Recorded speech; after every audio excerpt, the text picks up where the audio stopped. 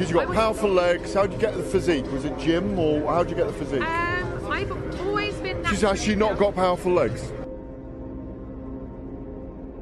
Do you shower in your dressing room? Do you have a shower on the day of a fight or not? Tell us about the tattoos. Shut the fuck up, you little prick.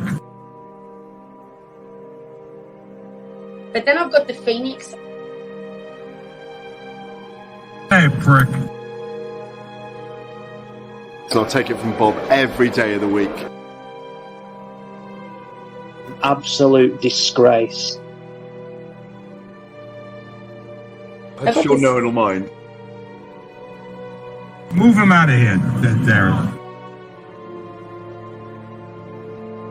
Ricky Hatton didn't go over for his fighter because he risked getting abducted and sold into sexual I never said that. Both have been rape victims. I'm not watching Frank Buglioni live on Saturday night. You're out of your mind. Jesus Christ, get yourself a life. He's actually a priest. Yeah. It's because his brother John Fury eye gouged him. What have I told you all this time? He's going to end up sucked out, fucked out, looking for a handout. Boxing nutters messenger group. I'm gonna be the king. J-Pump. You know what I'm saying?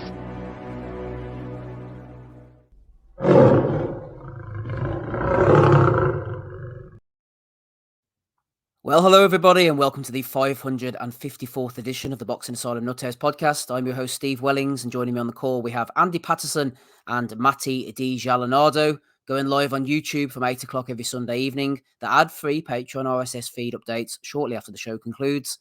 Hello to everyone listening through the week on Spotify, Sports Social, Apple Podcasts and YouTube. Don't forget to leave a review on the podcast player of your choice throughout the entire month of January 2024. Nothing less than 5 stars is acceptable. We've made it into the new year. Who saw that coming? Happy New Year to you all. Hope you all had a nice Christmas, etc., etc. Going to be talking BETERBIEV later against Callum Smith. That's coming up in Canada.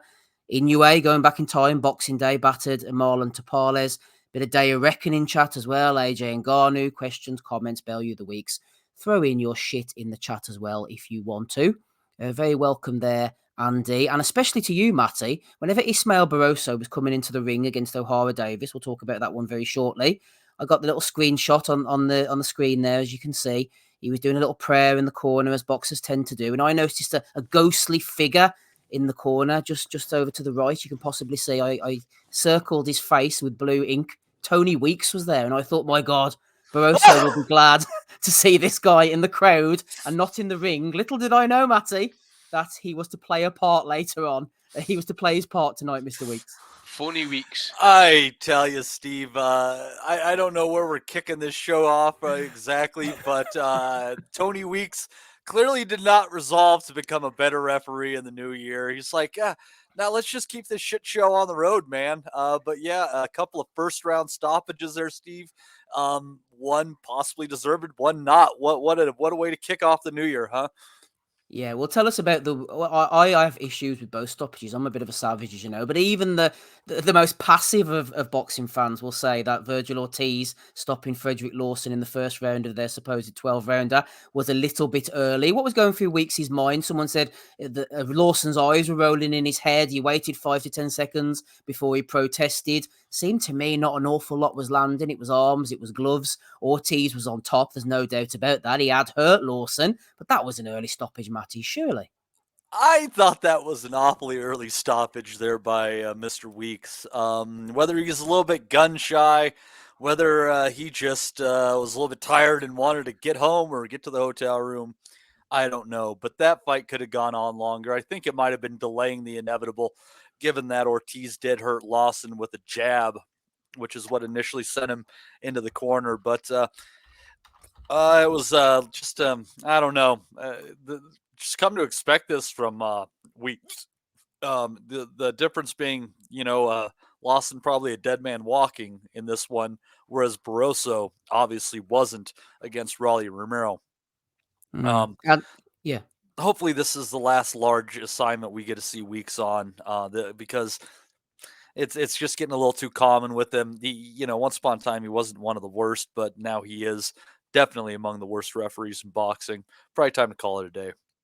Yeah, I think so, Andy. Weeks has been pissing me off for a while now. They always say better too early than too late. Obviously, we agree with these kind of things. But ironically, way back in the day, one of the greatest comebacks of all time, 2005, Jose Luis Castillo against Diego Corrales. Tony Weeks was, in fact, the referee that allowed that moment to happen. Why has he become so gun-shy, Andy? How has he become such a pussy over the years? Oh, I didn't want to comment, mate. It could be a factor of a lot of things. Maybe the bottles went. Who knows? But I think one thing we can say is that the stoppage was just BS, mate. To be fair, I mean, you said there was nothing really much landing. Lawson didn't seem to be really hurt. The only thing you could really say that Lawson did wrong was like he didn't even attempt to throw back, just shelled up, and then that was it. And then Weeks just stepped in, and it was just. I mean, it does nothing for Ortiz as well, because obviously he's had his problems. He's calling it. Well, talking about a zoo fight now, but really, at this point, I mean, he needs, or at this point, Ortiz needs some sort of test. He needs to know where he's at physically. It's okay, kind of move up in weight. It's okay doing a training camp, but he needs tested. I mean, there's been how many fights did he pull out in the last 12 to 18 months? 3, 4 fights. One round in like probably what we're talking the last 30 2 months, years. give or take.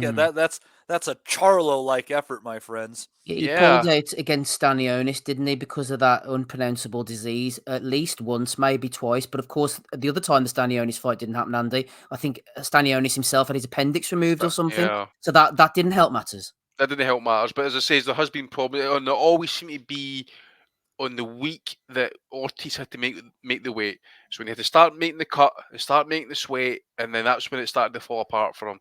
So, and the thing is as well, I mean, we all know this. Tim Tszyu, for all intents and purposes, is a killer, by the way. And you didn't want Ortiz going into a fight just off, what was that, 2 minutes? And absolutely BS stoppage to go and fight like a guy like Tim Tszyu, who's hungry, man. He wants to prove himself. Ortiz is, he had the hype, and it's just frittered away, and it's unfortunate, really. But he needs to rebuild. He needs to be tested. He needs to go rounds again. He does. I'd like to see him against Castaño or Mendoza, Andy, specifically because of going rounds. Well, again, I need to really think, Matty, because I obviously need to think about, he's up at 154 now. Is there any 47s going to come up? Is his days at 47 finished? Yeah, he's done. He's done. Right, so... Oh, he's done at 47. Castaño would be an interesting fight, but he hasn't fought in 18 months now. He hasn't fought since the Charlo rematch, so I don't know what's up with him. Mendoza's a good shout as well, Andy, but Ortiz got to have more rounds than this, man. And the fact he came in at 156 as well, this was effectively a middleweight fight, wasn't it? Yep. He didn't even make 154. So, I don't know, man. I don't know if it's discipline, illness. I know he's a quite abrasive, irascible kind of a character. He's not the nicest, I don't think, Ortiz. Doesn't look great. Doesn't look great shape, to be honest with you. No, I thought he looked a little bit fleshy, but I mean, flip me, you'd rather have him in the ring fleshy than the way he's been. Yeah. I don't maybe get Bright Mendoza. I don't know if Gauchi's still kicking about. Maybe a Lubin type. Really test him. Give him some sort of test at least. But well, they're not putting him with Lubin now, will they? Because he beat Ramos, and doesn't he hold some version of the titles? Or he would fancy himself for a shot at least, Lubin. I don't think he would entertain Ortiz. But has Brian Mendoza not got one of those fake belts? Well, he lost to Tszyu, didn't he? Yeah, I think he had to drop that interim strap. Oh, he had to drop that, didn't he? Yeah, that's right. I like him as the opponent because he has shown to be so durable. I mean, and I think we really need some more rounds from Ortiz before he gets a title opportunity. If you face him in the Eurobums, Kurbanov would give him rounds probably. Jack Kulkai would give him rounds. They're doing, I think they're doing Kurbanov against Madrimov. Yes, that's right. They are, yeah. So that should be decent. Madrimov, aye. So Sorrow, the French boys, kicking about at 54. I've seen Austin Trout had a fight recently in Europe. It's an 8-rounder, I'm sure he had. Couple of fights here he could get rounds against. I think that's what he needs at this point to see where he's at. I mean, if he's intending to jump from fighting like that he did last night against Tim Tszyu, I tell you what, I'd be able if the bookie, I'd be checking that one and see the bookie's got the stoppage wrong on that one, like, because it's a serious ask for Ortiz to step up at this point. Des has jumped in the call. Des, what are you thinking about last night? Ortiz against Lawson and moving forward. I think Ortiz is always going to win it. He was a better fighter of the two, but I agree with what I think Andy or Matty said. Ortiz needed rounds. But to go back to the Tony Weeks stoppage, I don't want to get pelters here, but I always look at what the referee must have seen. So we saw Lawson get buzzed from a jab. There was 15 to 20 punches unanswered. And just before Weeks stepped in, he sagged. I think it was an early stoppage, but I don't think Lawson gave the referee a lot of choice. I don't think Lawson helped himself. He didn't do himself any favours, basically, in that position, especially shelling up and not trying to hold on or throw back at least. You do something, you claim him, you throw back, you get out of there. But I don't know, he just seemed to be stiffened, and I just always think when a referee makes a call like that, and Weeks has got form, what did he see that maybe we didn't? Look, I'm not condoning a stoppage. I thought it was premature. Don't misunderstand me. But I was disappointed in Lawson because he would have been told going in, Weeks has got form for this. And he gave Weeks every opportunity. Barroso on the card. Fucking, it's right there in front of you. This can happen, man. This can happen. Yeah, exactly my point. He would have known going, Steve, we've all been there, whether it's a referee of a football match or a referee of a boxing match or a rugby match, you're briefed in the change room what he's like. It was peculiar for me why he didn't answer 15 to 20 punches, why he sagged towards the end, but you know. I think as well, there's different styles of refereeing. Weeks looked to me, his body language reminded me at times a little bit of Ian John Lewis. I remember Ian John Lewis stopping Paul McCluskey against DeMarcus Corley in Belfast about 12, 13 years ago. And Lewis hovered and he jumped in and he almost looked a little bit sorry, as if to like, why didn't you show me something? I don't know if I made the right decision. I've jumped in now. There's nothing I can do. Some referees even hover and they will like wave their hands. I can't think of the guy off the top of my head, but he'd wave his hand and he'd go, show me something, or throw back. You know, he's like basically trying to tell the fellow on the ropes, even though that's his job, look, I'm going to stop this if you're not careful. Maybe that sort of little intervening action could have helped out Lawson, possibly. And you'd have thought, to pick up Matty's point, Barroso's on the card. We know what this guy does. You'd have thought his trainer would have had a briefing with him in the change room. Don't give this referee any opportunity to get you out of there. So it was peculiar. I didn't like the stoppage. I've got to say that. I didn't like it. But I'm a bit disappointed with the fighter for giving a referee the opportunity to pull him out. And then afterwards, Ortiz was calling out Tim Tszyu. Oscar De La Hoya as well was saying he'll go over to Australia for it. I mean, he needs more rounds, Ortiz. But at the end of the day, he's a fighter. If he's back, he's in shape, he's back in the gym and he can make the weight. If they were to make that Tszyu fight next, I don't think I would necessarily complain. If he feels he's ready and Tszyu feels he's ready, then let's go. Well, he was Ortiz was 156 weighing in for yesterday, and so he's probably well north for 160 going into the ring. So he's definitely not a welterweight anymore. Do I think he's ready for Tim Tszyu just yet? I think Tim Tszyu's a bit too hot. I think Ortiz needs rounds, which is to come back to the point the lads mentioned. A 90-second stoppage didn't help Ortiz last night. Would I put Ortiz into that one yet? Probably not. I'd give him another outing. Who were the two lads up at light middle that you mentioned? Mendoza and oh God, who was it? Castaño. Yeah. So something like that would give him 8 to 10 rounds. Maybe go to, I think that's what he needs before you go into a Tszyu fight. But we all want to see more of Tim Tszyu, and we want to see more of Tim Tszyu at a level. So I'd always welcome a Tim Tszyu fight. But if it's going to be competitive and if we're going to get the best Ortiz, I think he needs another tune-up.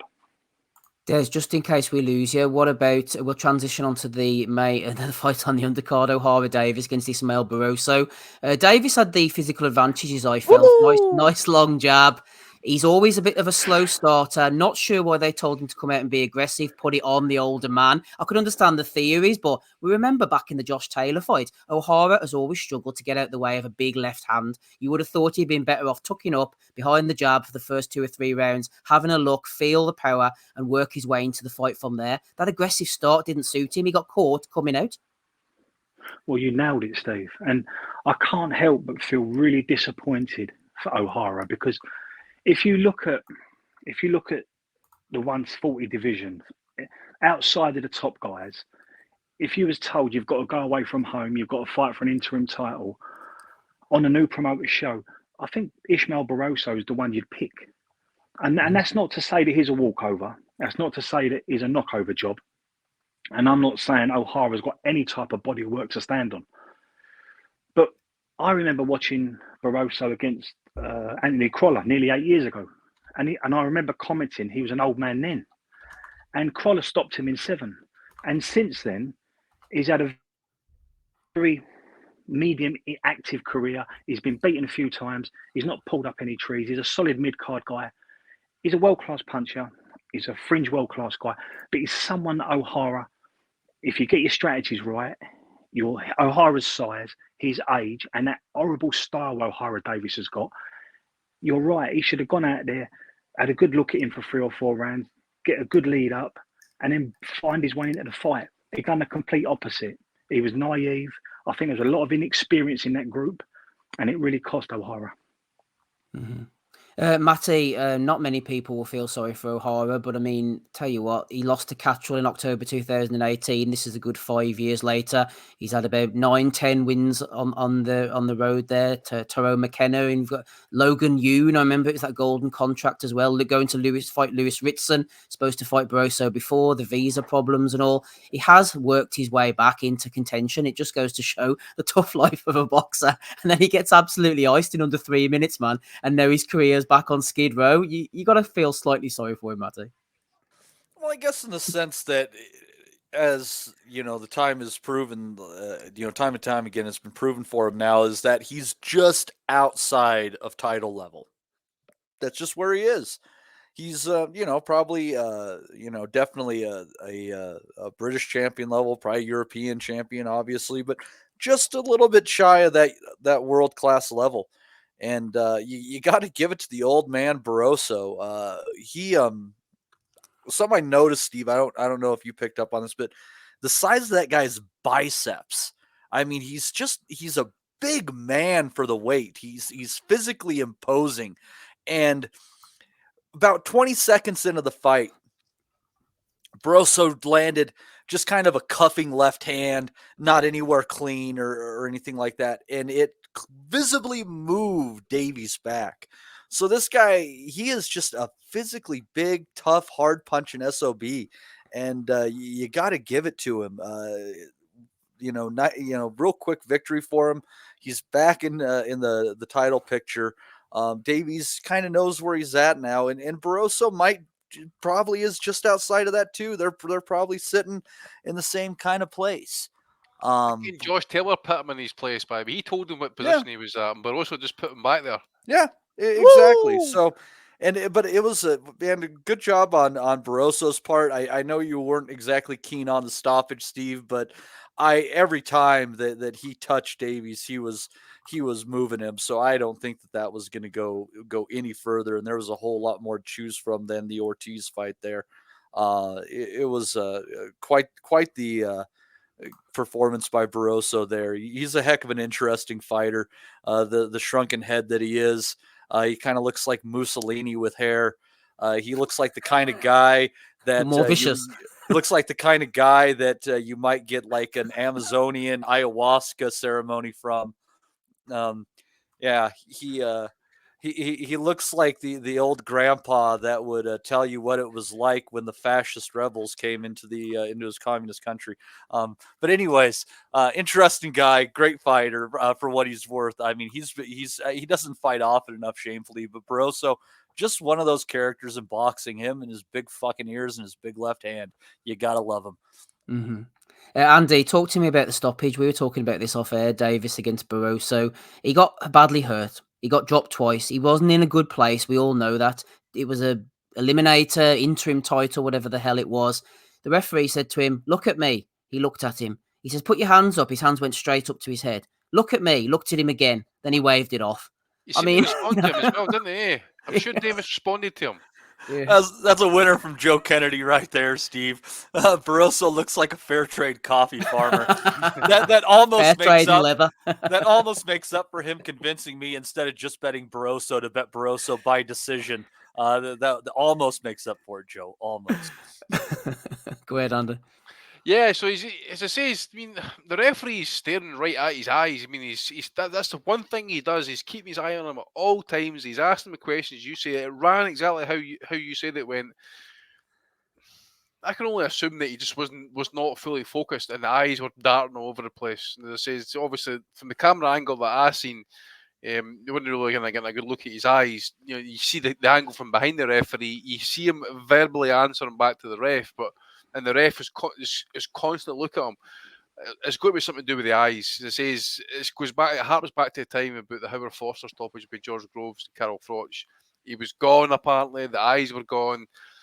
If you look at him after the first knockdown, you know, even the second one as well, he is not steady. You know, he's kind of rocking. He's hurt. There's no doubt about it. There's no doubt about it. I mean, even after when he got clipped with that first left hand and he went right into the ropes, he's all over the place. But he probably deserved maybe to kind of get knocked out just to kind of see if he could, smell his two noses again. I don't know, but it was Paul after Andy says he nodded, but his eyes said "save me." He didn't want to quit, but was bollocks. That's probably probably about right. Mate, probably about right. And at the end of the day, Barroso, man, what is he? 40 now, 41, aging on the pick. I think he's 42, Andy. He looks like he's 62 anyway. So fair play to him. I just hope if he gets he deserves the Romero rematch without doubt. But if he gets it, I just hope he does himself justice and doesn't get like a bullshit stoppage like that and get phony weeks in the middle. For example, a guy's going to give him every chance because it was bullshit the last fight as well, wasn't it? He deserved to win. Yeah. So hopefully he can come out and they can put Romero to the sword for finally get it done right. One of the reasons Barroso is so tough, Steve, is because he's so old. He was part of the crew that that took care of the bodies at Jonestown. You've been writing all these down, haven't you, this afternoon? Maybe not. Andy, God, I hit a button. I was gonna say it's better. My memory's better than it should be than it is for social media. I got to give myself credit at times. A few of the boys, Andy, are saying in the chat, which is rightfully so, he was hurt, he was dazed, but there's different levels to being hurt and dazed, isn't there? We've seen people. I remember Amir Khan, wasn't it, against Garcia? He's flipping going all over the shop, and they still let it carry on. There's different levels to being hurt and dazed. What about Amir Khan against Marcos Maidana? Yeah. Literally that 10th round, that 10th. He's literally teetering on the brink of disaster, and this is what the whole thing is about. This is what boxing is about. At the end of the day, you get hurt, and you're meant to turn it around about by hook or by crook. You do it by Castillo method, or you do it the Ali way, or you just fucking pull it right out of the bag. I don't know what people fucking are actually wanting at the end of the day, but you got to let these guys bang it out. I mean, this was like a chance. This was like big money at the end of this, possibly. I mean, I dare say that Romero fight will be taking prime time slot somewhere along the line. This fight was to fight Ryan Garcia in the middle of 2025 at this rate. See, he's belching on fights now. Yeah, I've got that next. I was going to say quickly, Andy, before it goes out of my head, I know that he wasn't hurt as badly as O'Hara, but do you remember Juan Manuel Marquez was dropped 3 times with Pacquiao? Against Pacquiao, went on to become a draw. What I'm saying is the chances are Davis would have got stopped, right? That is probably what was going to happen. But he could have held on. All of a sudden, a few swings, Barroso tires, Davis makes it till the end of the round. He's hurt. He gets through the second round. All of a sudden, you're into the third and the fourth, and we go back half an hour later to those highlights and say, "Flip me, done well to get out that first round," and it ended up to the cards. Obviously, this is all hypothetical bollocks, but I'm just saying, man. I just think that they could have just let him carry on. I just think. Do you think world-class fighters, recognised fighters, have got credit in the bank with referees? Quite possibly. I just think the difference is he just every shot that Barroso landed physically moved Davies, and you had to notice that. At some point, you just have to look and see like he can't stand up to what this guy is caught cold. I think he's caught cold. Possibly, and you don't I always think come what? out from Well, the thing is, come out from that. you saw the second that punch landed was the instant reaction. He never recovered from it. As I say as well, once he got up and he's trying to listen to the referee take his instructions, he's swaying. I don't know if it's by purpose, maybe trying to feel his legs back. I don't know, but he just did not seem focused. Maybe that's what it was. He was not focused on the referee enough to take on those instructions to say, I'm ready to go again. The way O'Hara approached that fight didn't help himself either. I mean, he would have been briefed in the changing room. This guy can punch with both hands. He's a world-class puncher. He's only got to hit you around the back of the ear or on the temple. So just have a wide stance, keep him at the end of your jab, and don't give nothing away early. Don't give nothing away. He's got to have seen Crawler fight this dude twice as well. That's what I'm saying. He's fought twice in the UK, so he's got to have seen him. He's fought twice. Wasn't that when Obama was president? and the shot that Barroso dropped O'Hara with initially, O'Hara had just been caught with that same shot about 20 seconds prior. He was fighting on the front foot, leaning forward, missing with a right hand lead. It was almost like he was out of his depth, or he was a bit shell shocked, or Steve made the point he was definitely caught cold. But something that we might want to touch on, I didn't see any recognised faces or names in O'Hara's team. Yeah, I thought that too. I looked at his trainer and I didn't know who he was, Des, yeah. Right, and I'm not here to bash people, and I'm not here to throw anyone under the bus, and I want everyone to get on.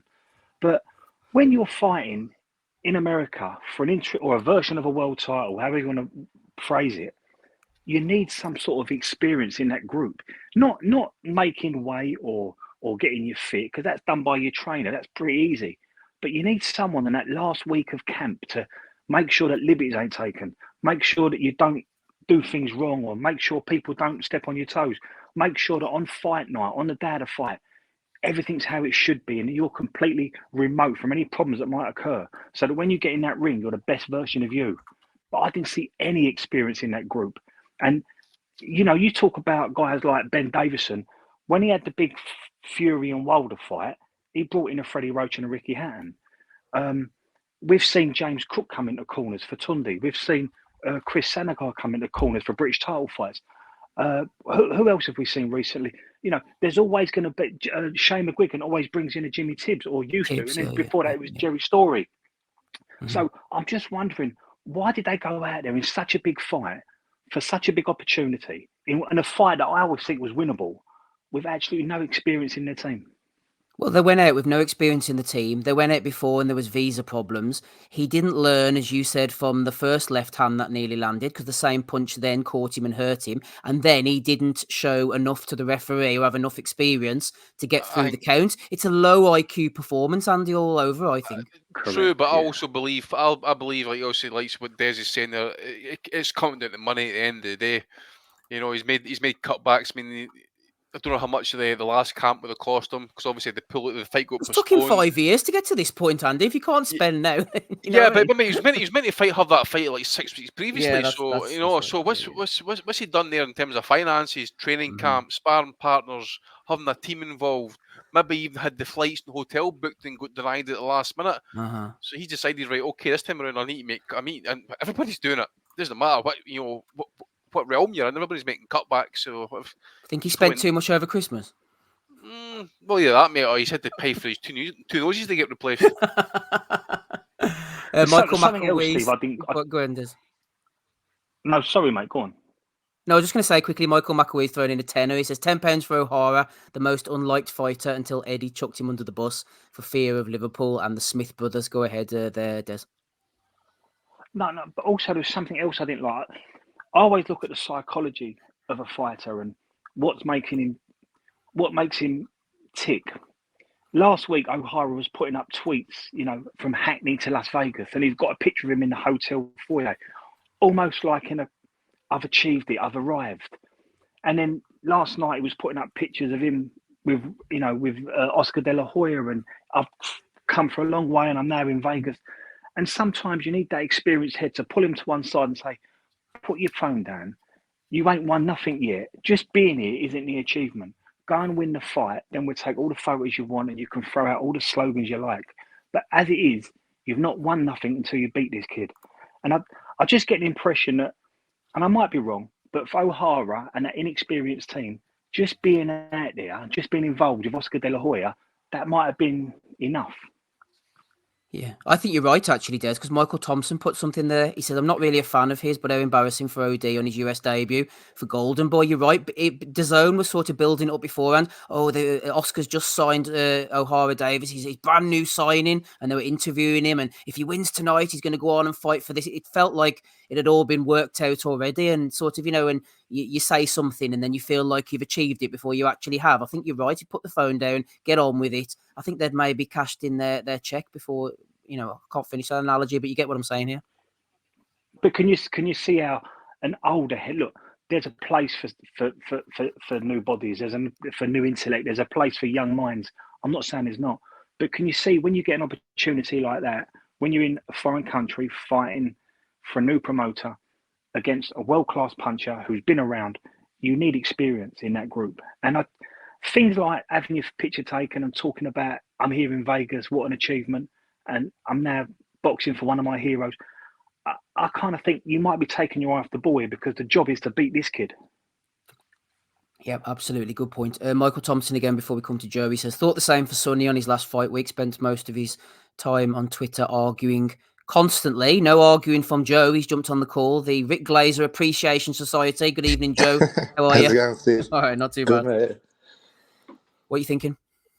I quite enjoyed staying up last night to watch the Davies Barroso fight. I think that you guys covered it pretty well, but you know, even just his whole attitude going into the fight, he just looked so unfocused. You know, he was speaking backstage in an interview not too long before the fight, getting a Spanish on with Beto, and he was just like, you know, clearly enjoying the moment, but I think his head was probably in the wrong space. He wasn't ready for a fight, and just threw like two really amateurish right hands like we picked up on, and yeah, it's the wrong person you want to do that to, because Barroso's the big puncher he is. He just capitalised. He only needs one shot. Yeah, he does. I think he overreached and he got caught coming the way out. As for Barroso, I'm not really sure where he's going to go next. But Ryan Garcia here, Joe, put this message out, as Andy alluded to earlier. He said, I've notified my team I'm going a different route. Obviously, the original route was supposed to be Devin Haney. My intent now is to fight Rolando Romero. I pray my team backs me on this decision. Little dig at Oscar, no doubt. Oscar make this fight happen. That's the move. Bigger fight. Bigger business, Joe, apparently. Yeah, I'm not sure. It's definitely an easier fight for him to win. I wouldn't fancy his chances against Devin Haney. I think Haney would have too much from off the jab. It would just, I think he'd make Ryan look pretty amateurish. But I think they've had a few fights though in the amateurs back in the day as well. So it would be kind of interesting having that angle. And I think that fight will probably be there as well. If it doesn't happen now, fair enough. You know, the Roddy fight will be fun at least. You know. I can see Roddy get sparked, you know, but I can see him maybe hitting Garcia along the way as well. We know that Garcia has bad tendencies himself. He leaves the chin in the air. So, yeah, maybe Romero would be the one to land like a big overhand right that's kind of been crying out for his whole career, really. And both of them with their chin in the air, someone's getting sparked. Yeah, that's a fun fight. Like, so I wouldn't be too mad at it. I think Garcia is one of these guys who's just going to plant his own career, really. He's maybe not going to go a traditional route. He's kind of got his own following on social media and the rest of it that you can kind of plot his own way without maybe. I think he's going to be gone out of Oscar stable pretty soon. So, you know, I'll be interested to see what he does in the future. I think he's probably going to have a few social media fights, that kind of stuff as well, because of his backing. I'm not sure he's really been welcomed in by the hardcores and the old school kind of boxing fans. I think his image and his following is more along the social media and younger crowd. Yeah, Andy, whenever they were talking about the Haney fight, I would have been happy to see that because it kind of clears the fog a little bit. You know, we get someone out the way, probably Garcia. Haney moves on. He's taken that scalp. We've already seen Gervonta Davis beating Garcia. I don't think Ryan would have beaten Haney. I think apart from the speed, the left hook, he's definitely got the power. But Haney's just maturing into a really nice fighter, which we saw against Prograis. Maybe Garcia's realised this. The fight against Romero is a lot more winnable, probably by knockout.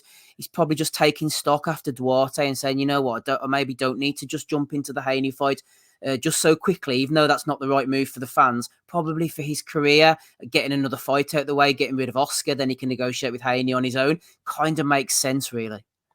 Yeah, it does make sense, I suppose, but also there is a wee bit of risk with Romero. You just don't know, with his unorthodox style, you just don't know. He could catch Garcia with something, but And I totally understand if he's wanting his body swerve Haney. I said that after the Prograis fight. Haney's just, with that move up in weight, you can literally physically see the difference in him, by the way.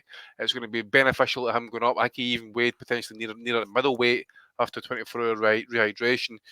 Garcia is going to have major issues with him because Haney's just with that extra poundage and that, it's just refreshed him. It makes him look far, far better than what he was at lightweight. There's not much holding, at least.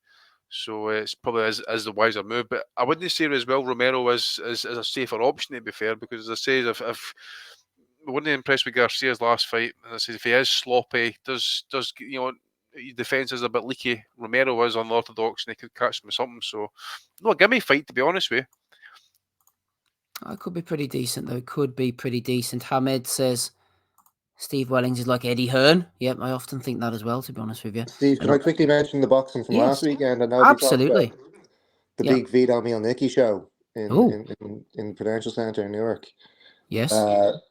It was pretty poor. Well, if you were sitting at home trying to watch the show, it'd be pretty poor fare because the Vito was the main event, but PBC at the last minute struck him from the PB pay-per-view and weren't letting him fight on the pay-per-view, so they only would have caught the undercard. But on that undercard featured what's your man's name? Cornflake Lamanna. Thomas Lamanna, yes. Yeah, he was in a really fun fight. And it was a kind of a fun small hall show. There wasn't TV cameras there. Everyone was there to see the boxing, so it had a kind of different feel to it. Obviously, much cheaper tickets, but good night all around. Cornflake Lamanna brought it for sure. A couple of other local Jersey fighters. But it was good fun. It's something I'd recommend for anyone listening if they have a local small hall show going on and they're not sure about whether to go to it or not. Definitely do. It's a lot of fun, even if the guys you're watching aren't household names. It's just good to get out there and see some action.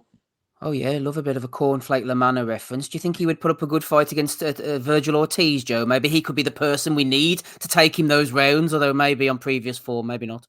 He'd be pure milk to Cornflake to Cornflake. He'd be soggy after a couple of rounds. Cornflake was fun though. He's a real walk forward, throw a lot of shots. Stand in range, but give one to take two, or give that kind of style. But he's I'll be seeing where he goes next. But I don't think he's going to be very far. But he's a fun fighter to watch. I think I'd love to see him in with a B-level British guy, Zach Chelly or something like that. I don't know. Yeah, I think guys like Cornflake, whenever they're evenly matched, they will put up a good fight. And he has the strategy off, doesn't he? His family apparently subsidise a lot of these shows. He gets 4 or 5 wins under his belt. He comes back, he fights on TV, gets paid well, loses, gets knocked out usually, and then he goes back down to that club scene. Some people just like doing that. Yeah, I think he just likes the life. Yeah, exactly. And he's got people shouting stuff like "Go on, Flake!" in the crowd. It's easy to get behind. Peter Manfredo was pretty similar in that regard, Steve. Yes, Peter Manfredo. That's a good shout. Yeah, good fighter. Anyway, you are listening to episode 554, the Boxing Asylum Nuthouse podcast. Joe's on the call here with Des, Matty, Andy, and me, Steve. Matty, let's tidy up the rest of the DAZN undercard. Raul Curiel, he's only had 13 fights since he turned pro. He was a 2016 Olympian, so kind of needs to get a move on. He's got a child as well, so his life's officially over. One fight in 2022, one fight in 2023. Yeah, exactly. Needs to get a move on. Fort Elias Diaz, who's an accountant. Diaz was doing a pretty good job with the jab early on. Then he got his eye closed. He got beaten up. You can see where the talent is for Curiel, but he needs to get a bit more active in and out of the ring. And then Arnold Barboza Jr., kind of like this guy. I don't know why, but he's had a lot of fights. He's been ducked a lot. People don't want to fight him. He doesn't do anything spectacular. He's not the fastest. He's not the hardest puncher. He's not the most skillful, but he just seems to grind guys down. And Teofimo Lopez didn't fancy him for whatever reason. I'm not saying Lopez was necessarily ducking him. I think he would have beaten Barboza, but he didn't want to fight this guy. He went in against Zolisani Undon Janey, who fought Devin Haney, I think, a while back, and got knocked out in the past. Barboza knocked him out as well, the corner, I think, retiring that one in the end. What did you think of all that action, Matty? Yeah, Barboza looked pretty good. I think if there's anything that he does well, Steve, it's that he puts his punches together and he oftentimes throws them from a little bit of funky angles that you don't expect. He's pretty fluid, but sometimes he'll step over himself. He's definitely going to find himself caught by a big puncher one of these days. But until that happens, he's definitely, a title worthy of a title opportunity, I think. And for Ngannou, it's just a bad style matchup for him. And you kind of worry because I thought they could have pulled the plug a little bit earlier. It was one of those fights where the guy wasn't a big enough puncher to necessarily really put him away. So he just absorbed more and more shots. So I hopefully he's okay. Definitely a tough guy, not an ounce of quitting him. But Barboza, a nice little fight for him with his first one with Golden Boy Promotions. They also announced that they have Jose Ramirez signed, so maybe that's a fight that's in the works coming down the road. So we'll see. Golden Boy does have a decent amount of talent around 140, including some of the titleists. Well, between them and DAZN, that is, or excuse me, them and Matchroom. Them and Matchroom, yeah, exactly. Andy, just final one to you. The card overall, I thought the fights were quite uncompetitive, not necessarily down to Golden Boy or the matchmaker. They did try on paper, they were okay. DAZN got the skeleton crew in, Corey Erdman, Gabe Rosado in a t-shirt. It all felt a little bit small hall. Jose Ramirez was there, as Matty mentioned. Apparently he turned down $2 million to fight Teofimo Lopez. They might put him in against Barboza, and a bit of a strange fighter, isn't he, Ramirez? Ramirez. What was Ramirez, mate? Oh, that's Josh Taylor before, do you remember? Aye. He's heavily in his activism and working in the fields, not that yeah, stuff. That's right. Yeah. I get what you mean. I think it was held in some sort of ballroom, hotel room, or whatever it was. But it was okay to kick off the year, I suppose. Nothing major. Obviously it'll pick up next week in the coming weeks and that as well. I forgot as well. It's only 5 weeks apparently until usually against Fury, and I'm surprised as to how quiet it's been. You've noticed that? Good point, actually. Yeah, didn't realise it was so quick. Yeah, as I say, I think that to me anyway speaks volumes as to how Fury's usually out and about and he's jiving about and he's talking bollocks and that. Nothing. It's zero dark 30 just now for Team Fury and that. So that just proves what Usyk was saying today, and that he's approaching the Ngannou fight completely different as to how he's going to approach a Usyk fight. So he's taking this one definitely seriously. Like. But I just say it'll pick up the next 2 or 3 weeks, I would imagine. Yeah. Oh, I think it will. I think the schedule is pretty decent. On the heavyweight scene, we had Gergen Hovhannissian, Big Gug, went to 5-0. He's 280 pounds, trained by Joe Goosen. He beat Colby Madison in the 5th round in Tacoma, Washington. It was a good finish. His hands are pretty quick for a big guy. He's a bit of a character as well. He's been on PBC undercards in the past, so no doubt they'll bring him back as well. Big Gug. Des has left us for now, but I want to bring in Joe just quickly on this one as well, because we've had our say on the day of reckoning. We had a few questions come in over the Christmas period, but obviously there was no show, so I wasn't able to read them out. My God, don't know how I'm going to be able to read this out. I'll have to get my glasses on. Thomas Smith sent in a message on the Saudi heavyweights. He said, "Merry Christmas, fellas. Merry Christmas to you as well, Thomas. You're a bit late, but we'll get there. Main thoughts from last night." He said, "Is Wilder shot? He looked flat and disinterested. I'm sure he still has the power, but has the passion left him?" He's referring, of course, to the Joseph Parker fight. He also said, "Has there ever been that big a difference between AJ and Fury? I know triangular analysis is fraught with problems, but does the demolition of Wallin and Wilder bring Fury's legacy into question?" He also says, "Is Dubois a contender again after a thoroughly enjoyable matchup with Miller? DDD did well to keep his composure and box like he did on the back foot. I get the feeling the relentless pressure of the behemoth must have been what it was like to be a starlet in Weinstein's office a few years back." Okay, I hadn't read this one before. Interesting analysis. Also, he says, "Opetaia is the real deal." Moving on, though levels above Zorro here. Surely no one in the UK could handle him at his best. Makhmudov is a big stiff idiot. Also, Bivol aside, who would you like to see last night's winners fight next? I think I've asked you about 12 questions there, Joe, so feel free to pick up on any of those points. I think I can handle the first 2 in one go, which I always like to start, right? You can chop this list up like that. But I've actually been questioning myself Fury's legacy and the fact that himself and Wilder have kind of built their own legacy fighting each other outside of outside of them. There's not much of an elite win between them. And their legacy has taken a battering by, their own bad performances. First, Fury's against Ngannou's, and then, which was almost like a loss because it was expected just to blast through this guy. Yeah, your opponent's record is 0-0, and you're the lineal heavyweight champion of the world. We might have expectations. Yeah, Pete Radeberger got knocked out, didn't he, by Floyd Patterson? That's right. So he should have been like that. That should have been dealt with. But I think then Wilder's obviously performance against Parker was just much more, devastating, I guess. And yeah, I think whether he's shot, and whether Fury's legacy's in bits. Yeah, yet at the moment it feels like that. And you're wondering for Wilder, certainly, where does he go from here? He needs a good win, but you'd be worried about putting him in with anyone halfway decent, you know.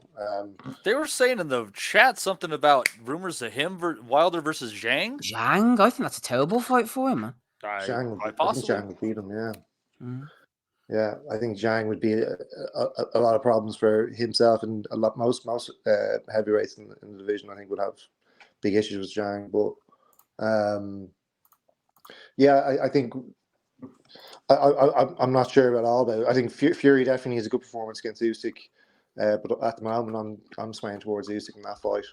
So if that happens, then his legacy's really in the mud. You know, he'd just be seen as a guy who didn't beat much until he beat, you know, Wilder, who himself was a fraud, and then, you know, the Klitschko win is a hell of a win, though. Klitschko's streak he was on.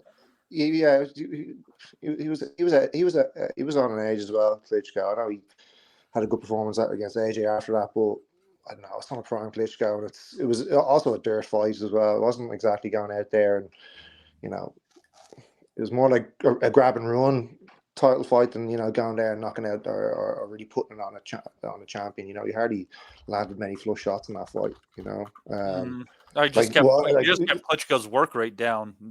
Klitschko looked confused at the end of the fight, not hurt. Like, you know, it wasn't like he was busted up. I didn't think, but yeah, I think what were the other questions then? There was one about Bivol, was there? Or yeah, feel free to just touch up on anything the day of reckoning. I mean, did it meet your expectations? Was it mismatches? Were you happy to just see them all in one place? Was the atmosphere class, as Frank Warren suggested? It was great to see everyone involved in the same card. You know, and then, like, I was a bit disappointed, obviously, with Wall and my boy Otto. He didn't have a good performance on the night. So I was, you know, expecting better things of him. That, you know, he didn't really turn up. I didn't think that Wilder certainly didn't turn up, but I think, you know, in hindsight, it's a great thing. But, you know, like it just seemed so easy the way Parker was doing. He wasn't doing that extraordinary to give Wilder major troubles, to not let him set his feet and land the big right hand. It seems so easy in retrospect, and you're thinking, geez, there's probably 10 or 15 heavyweights who could do this to Wilder, you know.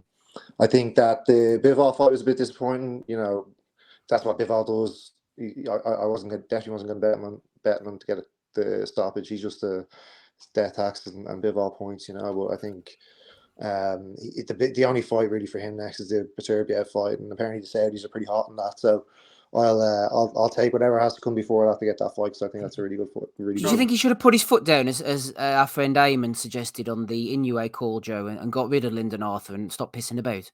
I'm in Dez's corner. I think he's just not in his. I think it was Dez who was making the point in that call. You know, it's just not in his type. Like, you know, he's been trained at such a young level, like at such a young age, to go fight a certain way. That it's anathema to actually go and put the foot down. Like, you know, it's just not going to happen. He's just. He doesn't see the point in it. Like, you know, he's just going to get to the end of the race. Doesn't matter how fast he gets there, you know. An early night does nothing for him, you know. That's the way he sees it, I think. Maybe not when he first came out, because obviously he knocked out Sullivan Barrera. Who knocked out, he really he went up to get levels and went through the gears rather and really put it on him. And he looked class that night, didn't he? Because he did everything. Then he put the cherry on the top with the stoppage, and I thought, wow, this guy's class. And then he's gone like 12 rounds ever since, I think. I think the reason for that might be...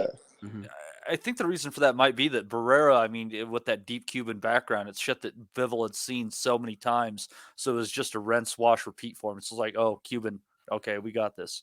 Yeah, I don't mind watching him box for 12 rounds at the same time. He's fantastic. Like, I'm a massive fan of his work, and even if he's dealing with guys who are like a few levels below him, like Lyndon Arthur, I still can kind of enjoy it. Like, but. Definitely want to see him in BETERBIEV. That's an amazing fight. I've seen BETERBIEV fight over here in New York, and that would just be the two clash of styles that either would be an absolute dud fest or it would be, you know, fireworks, and you'd see both guys bringing the best out of each other, you know. Yeah, we'll be talking BETERBIEV Smith as well a little bit later on. A quick word on Dubois, Jarrell Miller. Joe Miller's been pretty active. He's gone the Clifford Etienne route since that fight. Yeah, falling off the cliff altogether. Like, what did he do? He tried to steal back his truck that was impounded or something like that. And choked your man out and had a gun waving. And, he's just a lunatic, he is. But it's a pity because he is a bit of a character. I enjoyed him in Fight Week. I enjoyed him getting in everyone's faces, and he's, the kind of guy who just adds a bit of electricity to a room. And I think they definitely needed that in the Saudi card, because without all the fans there and stuff, it seemed a little bit placid or dour or whatever. It's all a bit whitewashed. So I think that he added a bit of spice to it that was definitely needed. But yeah, he's obviously clearly a lunatic as well. So maybe even small doses is best. But against Dubois, he didn't really have enough to give Dubois enough to trouble him. I think everyone pointed to Dubois' mental fragilities and his habit of taking a knee when things get going. But he never really got going tough for Dubois. It was more so just Jarrell kind of like soaking up pressure, and it reminded me a bit of the Homer Simpson Dredrick Titan fight. It's just like, no, this guy's not going to stop. Actually, it's not Lucas Brown you're fighting here. I got to say though, guys, we got to give credit to Gerald Miller, because he might be the first man ever to do this. And hear me out, guys. I think he might be the first guy ever to convert to Islam before going to prison. He's on fire tonight, Joe. Yeah. I thought it was Thank You too who converted to Islam. I tell you, Miller did as well. Yeah, he did, but he's been to jail, so Thing is, he made the mistake getting a woman involved with that carjacking situation, though. Wherever there's a successful man who's got a downfall, there's always a woman behind it. That's what happened there. Yep. Well, we know how the cops got involved now. Oh, they will. We wish Joel well. I think that's the main thing. We wish people in the chat well as well. We will have a brief flick through shortly and see who's hanging around. Des is there. He's off the call now, but thanks for coming on and giving your 2 pence worth, Des. So we're going to stick with the heavyweights, Andy, and we'll go to you actually on this one first. It was announced that we believe Anthony Joshua is going to fight Francis Ngannou on March the 8th, which is a Friday, the hotbed of boxing. They're going back to Saudi, Zhang, Wilder on the undercard. They're apparently saying nice big bag of cash for Joshua rather than going the Filip Hrgovic unknown route if he manages to get rid of Ngannou and looks impressive. The casuals, if nothing else, will be saying Fury struggled with him and AJ absolutely banged him out, and there's a bit of credibility in the bank all of a sudden. It'll be interesting to see how he approaches it, actually, because as Joe was saying there, I mean, I was disappointed as well, but I kind of knew what Wallin was going to present. He's a counter puncher at the end of the day. And even that, he likes to fight at a pace, and Joshua's set it on him. I would just be interested to know, because Ngannou is strong, does have success with some of those wide looping shots, and if Joshua does get caught with one of those hooks, it could spell disaster, actually. So I would imagine Joshua wins. I think he has better fundamentals, possibly. Just keeps it at distance, doesn't take any chances he wins, but how does he want to win? Does he just want to win by costing? Does he want to win and look well and do it better than what Fury done it? He certainly doesn't want to look any worse, to be fair. So it's a wee bit of risk, because at the end of the day, we all wrote off Ngannou, didn't we? I think I think maybe one of us gave Ngannou a bit of credibility anyway going into the fight, but I didn't think he had much of a chance, because he couldn't lay on the ground and kick him in the legs like that Japanese dude did to Ali. Yeah, but the biggest winner anyway, it doesn't matter, win, lose or draw, it's Ngannou. I mean, the fucking money that guy will be raking in off these 2 fights alone. Even if he loses, bloody hell, man. He goes in with 2 of the top guys in the division in the last 10 years. Yeah, so what a resume. Fair play to him, And I'll tell you what, I hate doing this, guys. I hate it to the core of my soul. But I gotta say, I like the way that AJ looked with Davison. And it wasn't just the fact that he beat Wallin, who we all thought had a good shot at upsetting him. It was these little subtle things that he was doing as far as fighting a southpaw that looked really good. He was landing shots and cutting around where Wallin couldn't catch him, finding ways to get out of trouble with little shifts. I got to give some credit to Davison there. I thought I saw some more clever work from AJ in that fight. I think, Joe, going on to the AJ Ngannou fight, I think Ngannou overperformed against Fury, who obviously underperformed, undertrained, didn't take him seriously. I think Ngannou exceeded expectations. He was on the crest of a wave. All of a sudden, the fight was turning in his direction, and he did really, really well. And you know what? Fair play to the guy. I didn't know nothing about him before he came over to boxing, and he's done really well. He's earned a lot of money. Seems like a nice guy. Fair play to him. I think that this time they know AJ is going to come out and level him. Not early on. I think early on they'll be tentative, but I think AJ will break him down and stop him. I think that the first fight, I wouldn't go so far as to say it was a fluke, but I think they're riding off the back of that. And deep down, they'll all know that AJ is going to go and do a number on him, I think. Yeah, like he was a total unknown quantity going into the first fight, and he was completely, obviously, underestimated by everyone and overlooked. But there's going to be tape on him now of the 10 rounds that you can work on and pick holes in. And you would, like, as Andy said, you'd hope that like AJ's fundamentals are better, and you can then just win it at the end of your job and just keep throwing shots. And I think that, like, I think Maddie's right as well. You do have to give Davison a bit of credit, but I also don't think that AJ's, you can't change much about him now. I think you just get him doing what he does best, which is throwing shots at range, and hope that his gas tank doesn't empty too early. Like, if that's it, if I was training him, or if I was coaching him, I'd be coaching him. I think he's best when he's not gun shy, when he's putting people at the end of the job, when he's working his right hand into it as well, and he's not afraid to let the shots go. He seems to overwhelm people. He's got that natural power. It's not like a concussive power, but it is power, and he puts people away when he catches you flush repeatedly. So I don't think it's rocket science, but I think that he's definitely on the right trajectory. I'd rather be in AJ's camp at the moment than most of their heavyweights right now. And yeah, Davison's definitely got something to do with that. Damo saying I'm getting Wilder Parker vibes from this AJ Ngannou discussion. Matty, final comments from you. What's the best thing for boxing for the heavyweight division? The best outcome in AJ against Ngannou? What would you like to see? The best outcome for heavyweight boxing in the next few months is for Tyson Fury to beat Alexander Usyk and for Anthony Joshua to beat Ngannou. And then Usyk to fight Ngannou. Yeah, that could work too. And then you get Fury versus Joshua. What are you thinking, Joe? I just like how Ngannou has come into the heavyweight division. He's just like come in through the skylight, parachuted down, fighting the top first and slowly getting his way down through the heavyweights until he finds his level. It's great. Yeah, you're just fucking coming out of the sky like fucking he's descending upon a music festival in Israel. Crazy. Yeah, exactly. Yeah, like McBain out of The Simpsons, just coming in and fucking shit up. It's great. Do you know that you actually, if you put together all the McBains, and they've done this on YouTube, it's a movie in itself. Yeah. Yeah. Anyhow, Simpsons trivia. Mendoza. There we are. Mendoza!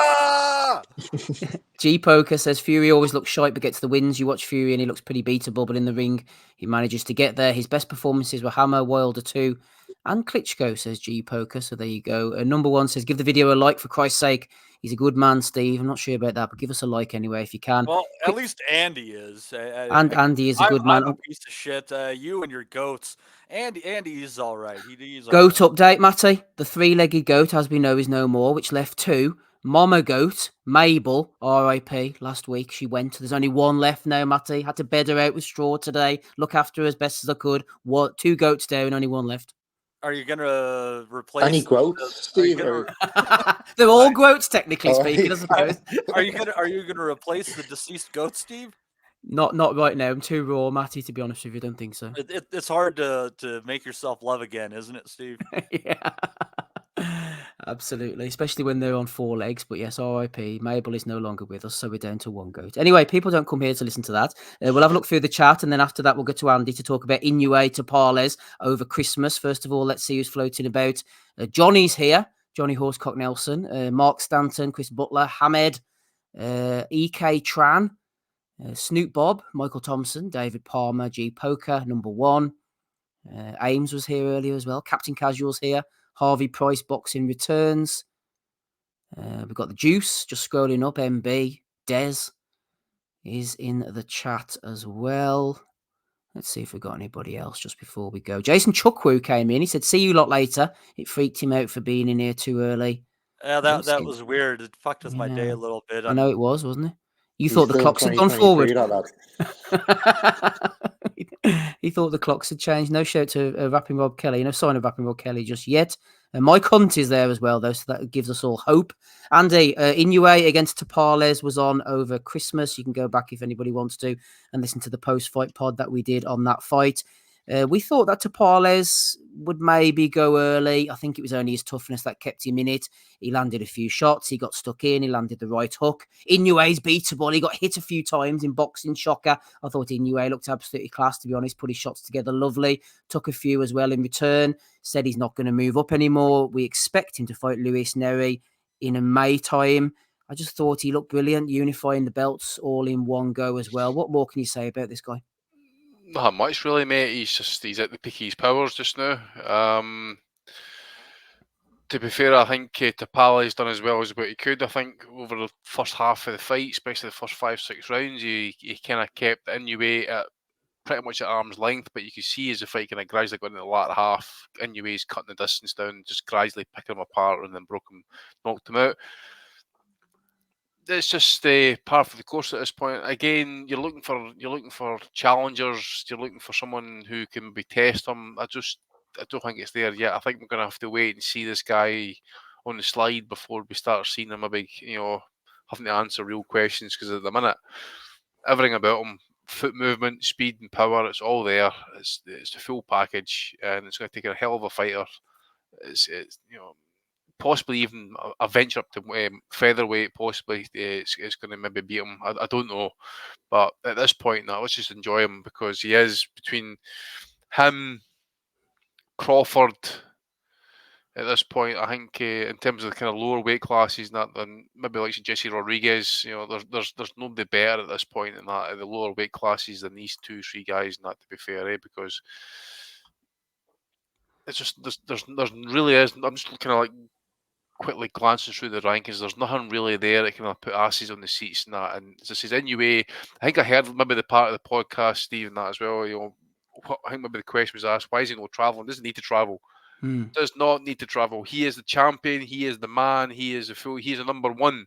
Well, and he makes good dough over there. Exactly. That guy. At the end of the day, he's a champ. So you go to the champ's fucking door, you chat back champ's door, you try and take the title off the champ. So he doesn't need to travel anywhere. It's a lazy excuse. Now, at the end of the day, America's not the hotbed anymore. Maybe that's where the money lies. Saudi Arabia, where the money lies. Now, but at the end of the day, we all know what's right. What happens at the end of the day? The champion deserves home advantage, and if you want to go and do it, go over there and take him. I think as well as he probably signed with Top Rank at the wrong time, obviously with the kind of with the lockdown happening when it did. Nah, it's just circumstances. It just did not help. It didn't work out at the end of the day. But I swear Bob's kind of phoning it in these days, but that's another discussion. Yeah, there's that too as well. But that said, there's nothing really much else you can say about the guy at this point. I just say he's at 30 now. You'd think maybe the slide will start happening in the next 18 months, 2 years time, possibly in that. And hopefully we see him active. I mean, how many times did he fight last year? Was it twice, I think, Fulton and Tapales? Yes. Technically twice a year fight at this point, so... Well, some fights, though. If I could plan out his next 3 fights, I'd like to see him obviously take care of Neri, and then Akhmadaliev, who we were thinking was the fight until Tapales upset that apple cart.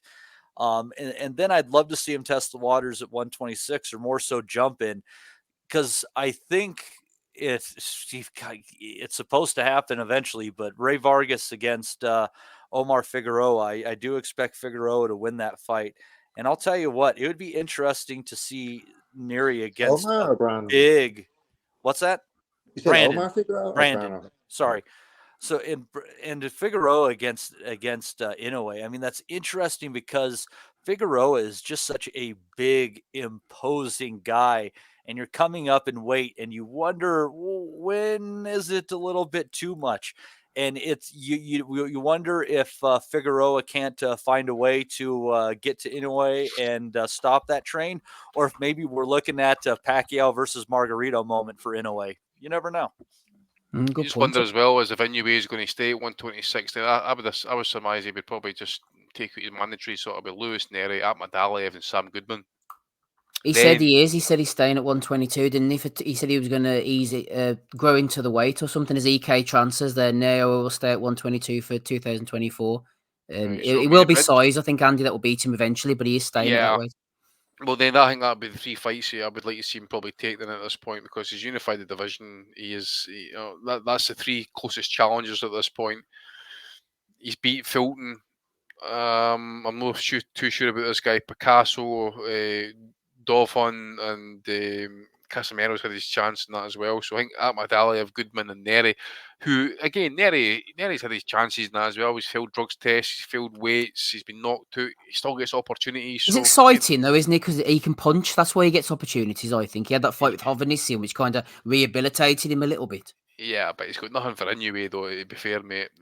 He might land a punch or two, but then I think I'll just wake up Inoue who'll just like turn around and fucking absolutely. Well, the alternatives though, if it's not him, he's already won the 2. He's in a difficult situation, isn't he, Inoue, if he's going to stay at the weight? Yeah. He's already beaten the 2 main guys. He's won the belts.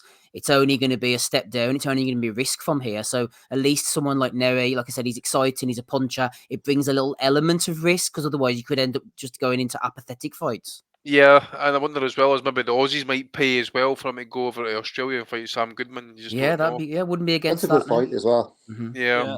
I'll tell you what though, that Neri fight, I think Inoue is going to finish that up. He's Neri's pretty sharp defensively at times off of 1 shot, 2 shots, but when you really start putting them together, that's when he struggles. And Inoue is just so clever. I see him just kind of throwing a couple of soft shots and just picking Neri clean with a hook on the 3rd.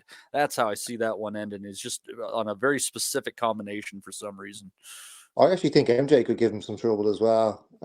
Just his lateral movement and he's got good footwork, MJ, and like so does Inoue as well. But I just think that Inoue might have trouble finding him clean for the first half of the fight, and it might be closer on the cards. Maybe actually might go the distance, or it'll be a later stoppage than people think, or he just won't have it all his own way. I know MJ's stock has taken a bit of a turn after he lost against Tapales, but I remember seeing him, especially when he first came on. And obviously, the Roman fight was pretty excellent in that as well. I think there's a good little fighter there. He looked good in his last outing too. I thought that he gained back a lot of what he had lost. He just looked flat against Tapales. It was a bad night to have an off night, but I think he had one. Yeah, I think Joey had an off night at the worst possible time. We mentioned this before. I think that's an anomaly. I think he's a very good fighter. And if Inoue were to stop him, I think that would be a statement, because I think Akhmadaliev would be tough enough and skilled enough to definitely go the distance. I think he'd be a tough fight as well for Inoue. Yeah. Yeah, I think people are talking. Obviously, you want to talk past that as well, but I think that I definitely won't be writing off MJ in that. But I actually really like the Goodman fight as well that Annie mentioned. I think that Goodman's a good fighter as well. He's unbeaten, so there's always that going into it as well. It always adds a bit of intrigue, and you don't already have a template on how to beat a guy. And Goodman's a guy who I've kind of betted against a couple of times, thinking that maybe he's bitten off too more than his chin. I thought that was it Reese Alim that you fought? Yes. Last? I thought he'd have too much from him, but he's made pretty short work of the guys that he's been in with, and each fight has been a progression. So look, Inoue would probably be too much for him, but I think it would be a good fight. And then a Neri fight is probably the least interesting one of the 3 of them for me, but he does have that. I think he's got that history in Japan that they probably want to see him take a bit of a beating as well. Andy may know more about that, but didn't he fail the drugs test over there and then put a beating on some guy over there? Yeah, against Yamanaka, wasn't it? I think that was it. Yeah, right.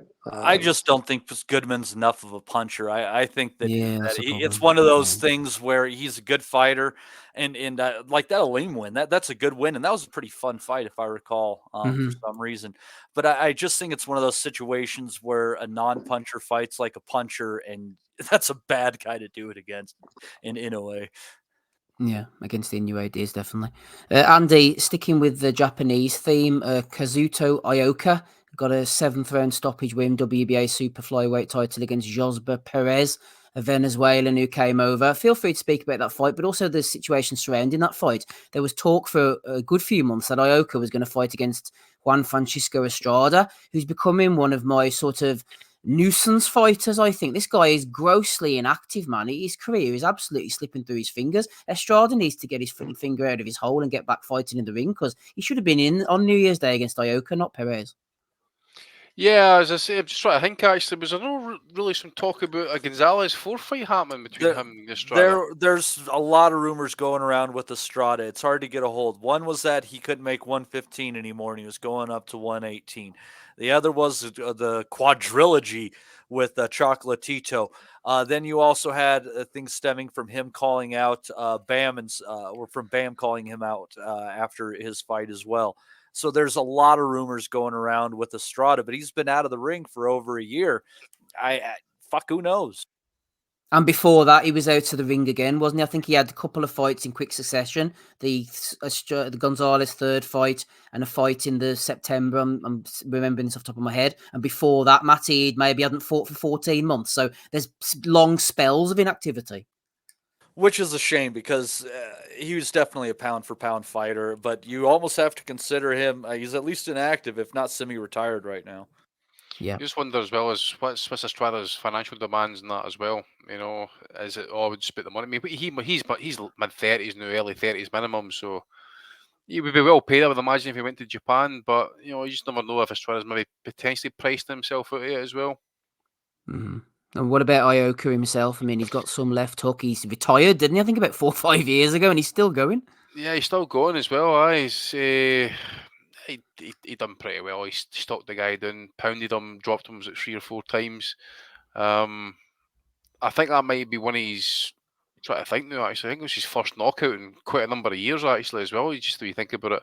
So done well in that regard, but he is banging the drum for a potential unification fight, obviously. But I don't know at this point, mate. To be fair, as I say, we just need to get some sort of answers. They might try and get the Martinez guy. Who knows? He's already beat Tanaka, who I notice is #1 for the WBO title. The last possibly. person he knocked out, incidentally. Yeah, true enough. So it's a hard one. I'd imagine he's going to try and put his name in amongst the mix for Estrada Gonzalez potentially.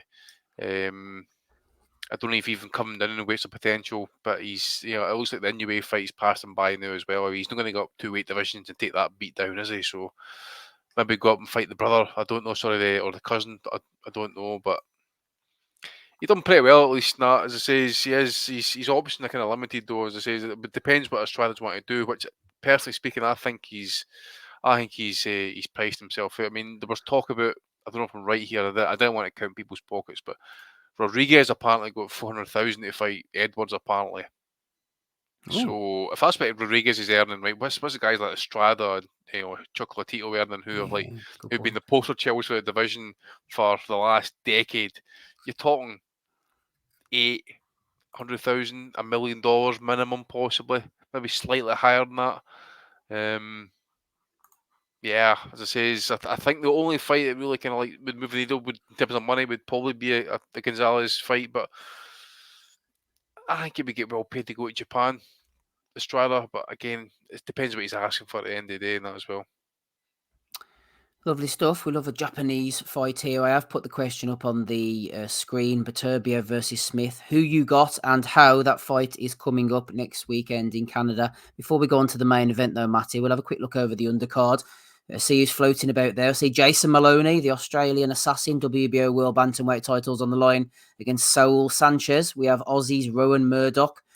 Could be murdered against Christian and Billy. He's quite the puncher, very exciting as well. And then the staple of the Eye of the Tiger undercards as well. Down here, we've got Wilkins Mathieu, who I've been keeping an eye on these Eye of the Tiger cards. Very promising prospect. He's only 18 years of age. Good stand-up boxer puncher.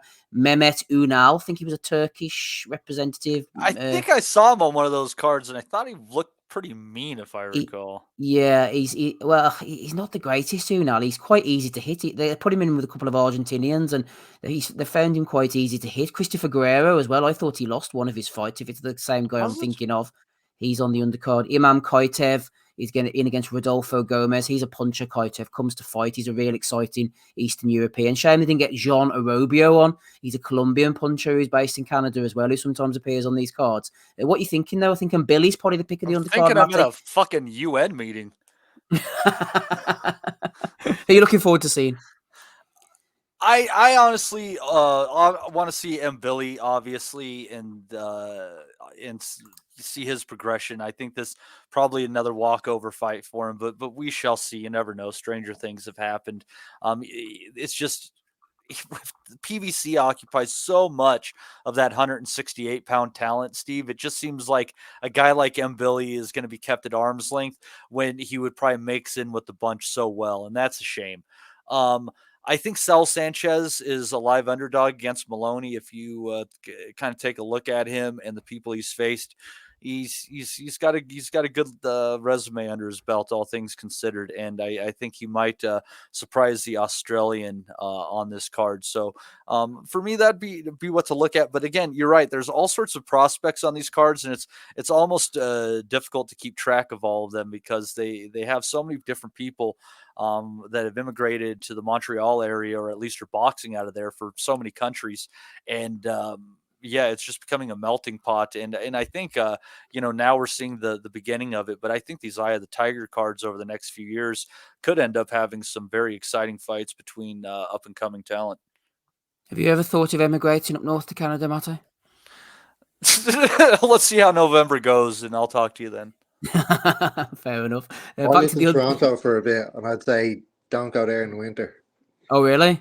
Fucking Baltic, apparently. Yeah, I was there yeah, man, it does seem like a pretty cold place, Canada. But the heat will be on this undercard anyway, Joey and Billy. I'd love to see him fight someone like a Melakuziev or someone who's going to come forward. They're going to go all guns blazing into each other. Rowan Murdoch's not a bad fighter from Australia. He beat a guy called Isaac Hardman, which is a great boxing surname, in his last fight. But 3 fights ago, he got knocked out by Zach Parker. That doesn't bode well for me in a fight between him and Christian and Billy.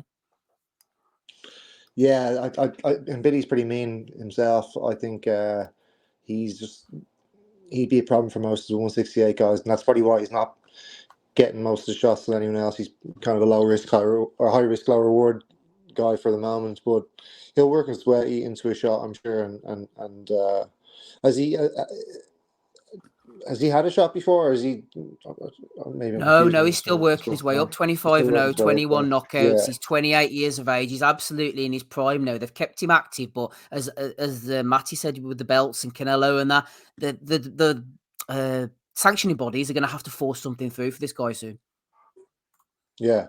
It's like him and Morel are kind of in a similar position, but I guess Morel had that trinket of the WBA for a while, but he doesn't have the luxury of the trinket, or maybe he's got a different kind of trinket. But yeah, I think it's just a result of the Canelo situation, that when you have a guy who's kind of soaking up all the big fights, who's just a magnet that people kind of revolve around.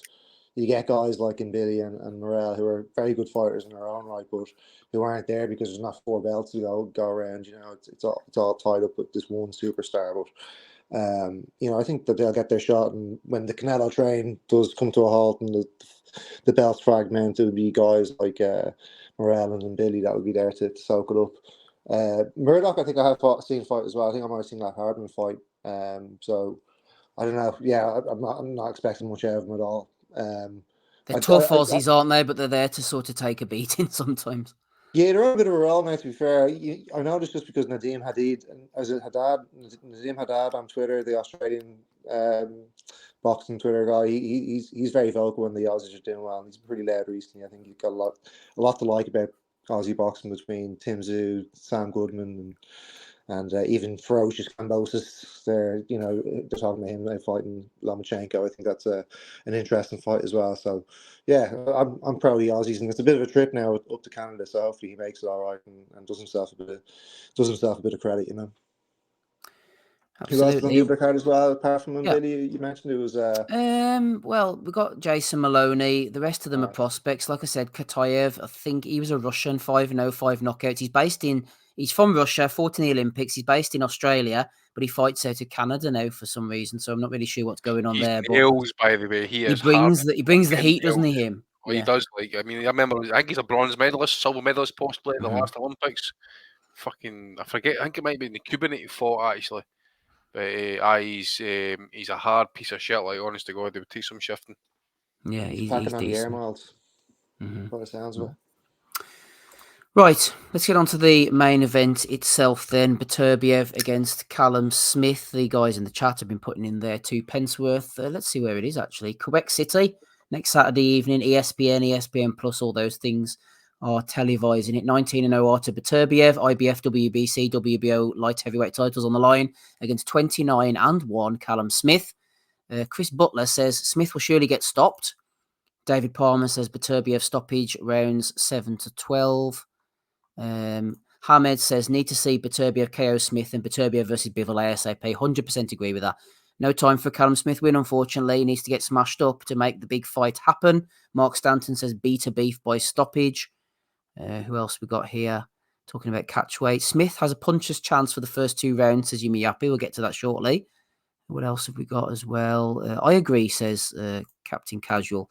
And they're talking about something else. Let's get on to you, Matty, first of all, then. Whenever I hear Eddie Hearn talking about Callum Smith knocking out Beterbiev, he's almost had a vision, hasn't he, Eddie? Some kind of angelic vision has come to him that Smith's going to knock out Beterbiev. And then I think to myself, I remember that Smith arguably lost to Ryder. He struggled with Holskin, Skoglund as well. Let's not forget this when we hear Eddie's projections, Matty. I obviously think that Beterbiev is going to win. I'm kind of shocked, honestly, Steve, that Smith isn't a bigger underdog than he actually is. Let me check. Last I knew he was just paying 3-1. 3-1, yeah. Yeah, Plus 320. Yeah, and it hasn't moved a whole lot, which is it's moved up to 320. So moving just a smidge. Just want to see the over under on it 9.5 rounds. Getting a little less value on the under 9.5, so they're thinking somewhere around 10. You're getting it's basic on this. It's an interesting fight. I'm trying to see if there's anything interesting, maybe a 1-6. Yeah, there we go. Beterbiev, I mean, this tells you what the books are really thinking. It's just a little better than even money for Artur Beterbiev to win in round 7-12 with the books right now. Smith by decision is getting 7-1. So that's fairly. But I got to tell you, I think it's worth hedging because you got to think about the inactivity of Beterbiev. Yes, Smith too as well. But Beterbiev becoming a much older man. Smith with a good left hook. He's a taller fighter. I think it just at 3-1, just putting a little smidge of money on Smith to land that hook. You might as well do it at the knockout, get better value than that. But I think Beterbiev, round 7-12, that's probably your money bet on that one. That's how I'm seeing it go down. If you'll kind of know if Smith thinks he has a chance to win, if he tries to throw some shots early. But if he can play negative with the best of them, so we'll see what happens. I don't think he can play negative for as long with Artur as he did with Canelo, unfortunately. So if he chooses to go that route, I don't think he hears the final bell. Eddie's right about Smith's power, and you can never write off a puncher, Matty. But also, the guys he's iced. He's never knocked out anyone in the caliber of Beterbiev. I mean, they're all lower level operators, man. This is a big step up in quality for him. It's huge. It's huge. I mean, and this guy's a fucking monster. His jab feels like most people's right hand. And I'm kind of shocked that the odds were this narrow for Beterbiev. I thought that he'd be a far wider favorite, but that makes me curious why it opened up around that area. So I don't know. I think of the last few opponents that Beterbiev has had. I'd say that Callum Smith probably does have the best chance of the lot to beat him. They thought that against Canelo as well, didn't they? They all said, he's going to go and he's going to do this, going to do that. And he put in one of the most shocking performances. No, Andy, to be fair, they say, Callum Smith, he was weight drained against Canelo. He got his arms and his biceps battered. I don't think Smith likes getting hit hard. Who does? And he goes into survival mode very quickly against Canelo in particular. As soon as he feels the strength, the power, the brutality of this beast, he's re-entering that shell, I think. Possibly, mate. I take the point. Maybe early doors. Maybe he kind of catches Beterbiev coming in with the left hook. Eddie is absolutely convinced that Callum Smith is going to knock out Beterbiev. In his words, spark out. So if he does, fair play to him. But I don't see it. Just on the last injury that Beterbiev had, it was apparently a tooth injury. So it was actually infected down below. So it seems to be cleared up at least. But I think once he starts landing that shotgun jab, mate, it's a matter of just breaking them down. I wouldn't be surprised just to kind of see it go rounds. I wouldn't be surprised to see it go into kind of latter half, and maybe even BETERBIEV get like an 11th or 12th round stoppage, just purely kind of like breaking Smith into the body and that as well. But I don't. I suspect Smith will have his moments, especially early half of the fight. He'll try and keep it at distance. He'll use his long arms possibly. But I think BETERBIEV will just start hitting arms, hitting shoulders, just kind of bring the arms down and just gradually kind of pick them apart. But I think it will go rounds. I think I would expect maybe BETERBIEV to win, but possibly by late stoppage, definitely by decision at least. But I wouldn't be surprised to see him do it by a late stoppage.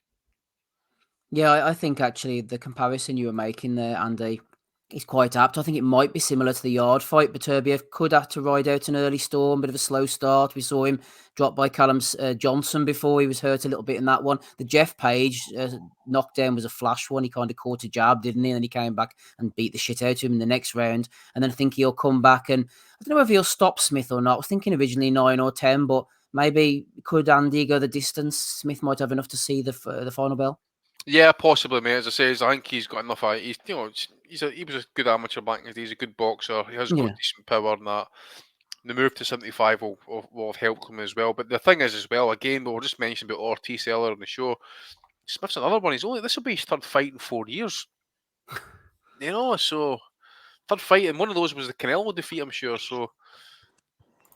And you got in against this dude and that as well. It just smacks it like a sign off, like one last payday possibly and that as well. But you've done well for yourself in that as well, mate. You had a fortune in that Super Series, as well. So yeah, that's true. But those things don't always correlate, do they? Like he's made a lot of money, he's done well for himself. He'll be able to feed his family, retire, never work again, etc. That's all great. But if you're then going to carry on fighting, it doesn't matter how much money you've got. You're going to be ring rusty. You know what I mean? Yeah, especially when you see this guy when he's actually practicing his jabs on a concrete fucking wall. So there's levels to this jabbing game at the end of the day. My God, but yeah. I wouldn't be surprised to see Smith go a distance, to be fair. But as I say, I just think I wouldn't be surprised as well. I would be shocked to see either guy get iced early doors. I think it's one of those. If it's going to be a stoppage, it'll be a late one, but definitely it's going to be a close a distance fight as possible, I think. Mm-hmm. Chris Butler says Smith hasn't got the self-belief that Yard has. Number one says, has the botched root canal affected BETERBIEV? I remember Darren Corbett used to have trouble with his teeth back in the day, but that was because he used to drink 2 bottles of Coke a day, so I suppose that would happen to you. Hell, man. Dr. F, he wanted to open up a sweet shop when he left, when he retired, actually. 2 bottles of fucking crack, man. Dr. FMG there says, BETERBIEV KO round 8 after dropping him, standing count more than once, and Hamed says Bivol may be the only guy now capable of beating BETERBIEV, but would be over 12 rounds. Smith's only hope, Joe, is father time, and that is a thing a few people have said, actually. BETERBIEV, he's getting on a bit now, showing signs of wear and tear, a few injuries. Could Smith be getting him at a good time? But is BETERBIEV going to initiate a boxing bicep beating? Yeah, I think that people are probably looking at the last performance against Yard and maybe picking holes in it a little bit. Like, I don't think BETERBIEV has ever been a defensive master, and his style has always been one that he's going to take shots on the way to brutalizing it, basically. But he's relentless, and he's got great footwork and fundamentals that are underrated. But he's also got that great engine and just that thudding power that just breaks people down. And I think that Smith, I don't think he stands much of a chance of winning the fight, but I do think he has a chance of probably going the distance, like Andy said, if he chooses to make the fight and he gets on his bike the rest of the time. And I think you might see something like he did with the Canelo fight, where he's just a lot of lateral movement from him in that shell, trying to throw one shot here and there, pot shots, not actually standing and trading. But there's a chance, I think, after the Yard fight that maybe he will try and stand and trade a little bit like Yard did. Ultimately, it didn't happen for Yard, but I think that it's probably Smith's best chance for victory. And if he's going to be brave, actually be brave, and not just be brave in terms of turning up and paying and getting a check. But I think if he does stand there and trade with BETERBIEV, he would be brave, and it would be his best chance of victory, I think. If BETERBIEV is over the hill and Dr. Time is there, then that's the only way to really find out. I don't think you're going to find out by being on the back foot for 12 rounds. But I don't know. I'm not sure which way he'll take it. I think he'll probably go for option B and try last, like he did against Canelo. I think the Smith family are probably all going to be unbearable this weekend as well in Quebec City, running around, doing every little interview under the sun and talking absolute waffle as they do. So I think Callum Smith fight brings out the worst in that family. So I think we're going to see a lot of that this week as well. But it might make for a good belly of the week next week. Hand on heart, Joe, how are you seeing it going then next week, Beterbiev Smith? I think Smith lasts the distance. Actually, I've been thinking. I looked at the odds today. It's 5-1. I'm probably gonna have a little taste on that. I think that he'll maybe have a little bit of success early doors, but then Beterbiev will get to him, and it might be the first half of the fight, might be the middle of the fight, but from there on out, it'll be survival mode for Carl Smith, and he's probably got enough about him. He's big enough, fills out well at the weight. You know, I think he might just last the distance, and maybe it'll be Beterbiev. Maybe a 33 or 32-year-old Beterbiev would have got to him, but maybe he'll get away with one this week. But yeah, I don't see any way of him winning the fight. I think it's Beterbiev, and then we'll hopefully get the Beterbiev Bivol fight. I'm with Maddie as well. I've seen a lot of people trying to tip and Carl Smith to do well this weekend, and I don't know what form at 175 that's going on, because he's not really fought anyone at 175. It's all been your Nanan Castillos and these kind of guys. So I think it's a huge ask for him to be even competitive in this fight. I don't see it even being competitive. G Poker agrees. He says Beterbiev within 4. Smith won't be able to get the range and will get caught trying to land a counter. Final question for you, Matty, before we move on to our last feature of the evening, which will be desired fights for 2024. So have a think in the chat there. Which fights you really want to see, fantasy, realistic, etc. Who you really would love to see nailed down in 2024. Then we'll go on to the belly of the weeks and out. Before we do that, Matty, a year ago, Artur Beterbiev stopped Anthony Yard. Fun fight, actually. Really enjoyed that one. Excellent scrap. If Yard were to fight Callum Smith, Matty, how would you see that fight going? That's a really good question, Steve. Well, broken clock and all. I tend to think that the length of Smith might give Yard a little bit of troubles. I think what's helped him in some of the fights that he's surpassed our expectations on, like Beterbiev, he wasn't much of he had a little bit of an advantage himself in that one. So I don't know. I think that's a really interesting fight. And should Callum Smith lose, and it not be like so brutal he wants to retire, I wouldn't be opposed to them putting that fight together. I kind of see that as a pick 'em, honestly, Steve. That's a good shout. Yeah, well, Callum Smith is on the DAZN side. Anthony Yard at the moment is on the BT side. So whether it could be made, we don't know, but it would be an interesting fight. Nonetheless, right, let's move on to our final portion of the evening before we go on to the belly of the weeks and get out of here. Joe's here with us, so is Matty, Andy, and me, Steve. So, desired fights for 2024. What do you want to see? Michael Thompson has thrown one in already. Ben versus the British Boxing Board of Control. The dossier. We might see the dossier in 2024. You never know. More Ryan Garcia versus a career-ending injury, says Mike Hunt, which is a little bit mean, but there you go. Mark Stanton says Porky versus Sam Jones. Andy's disappeared. Andy versus Wi-Fi, maybe. Have you got anything for us there, Matty? Desired fights for 2024. If there's one you could really nail down, or 2 or 3, as many as you want, really. What do you want to see? I would like to see Benavidez versus Canelo first and foremost. That's one that I'm really big on.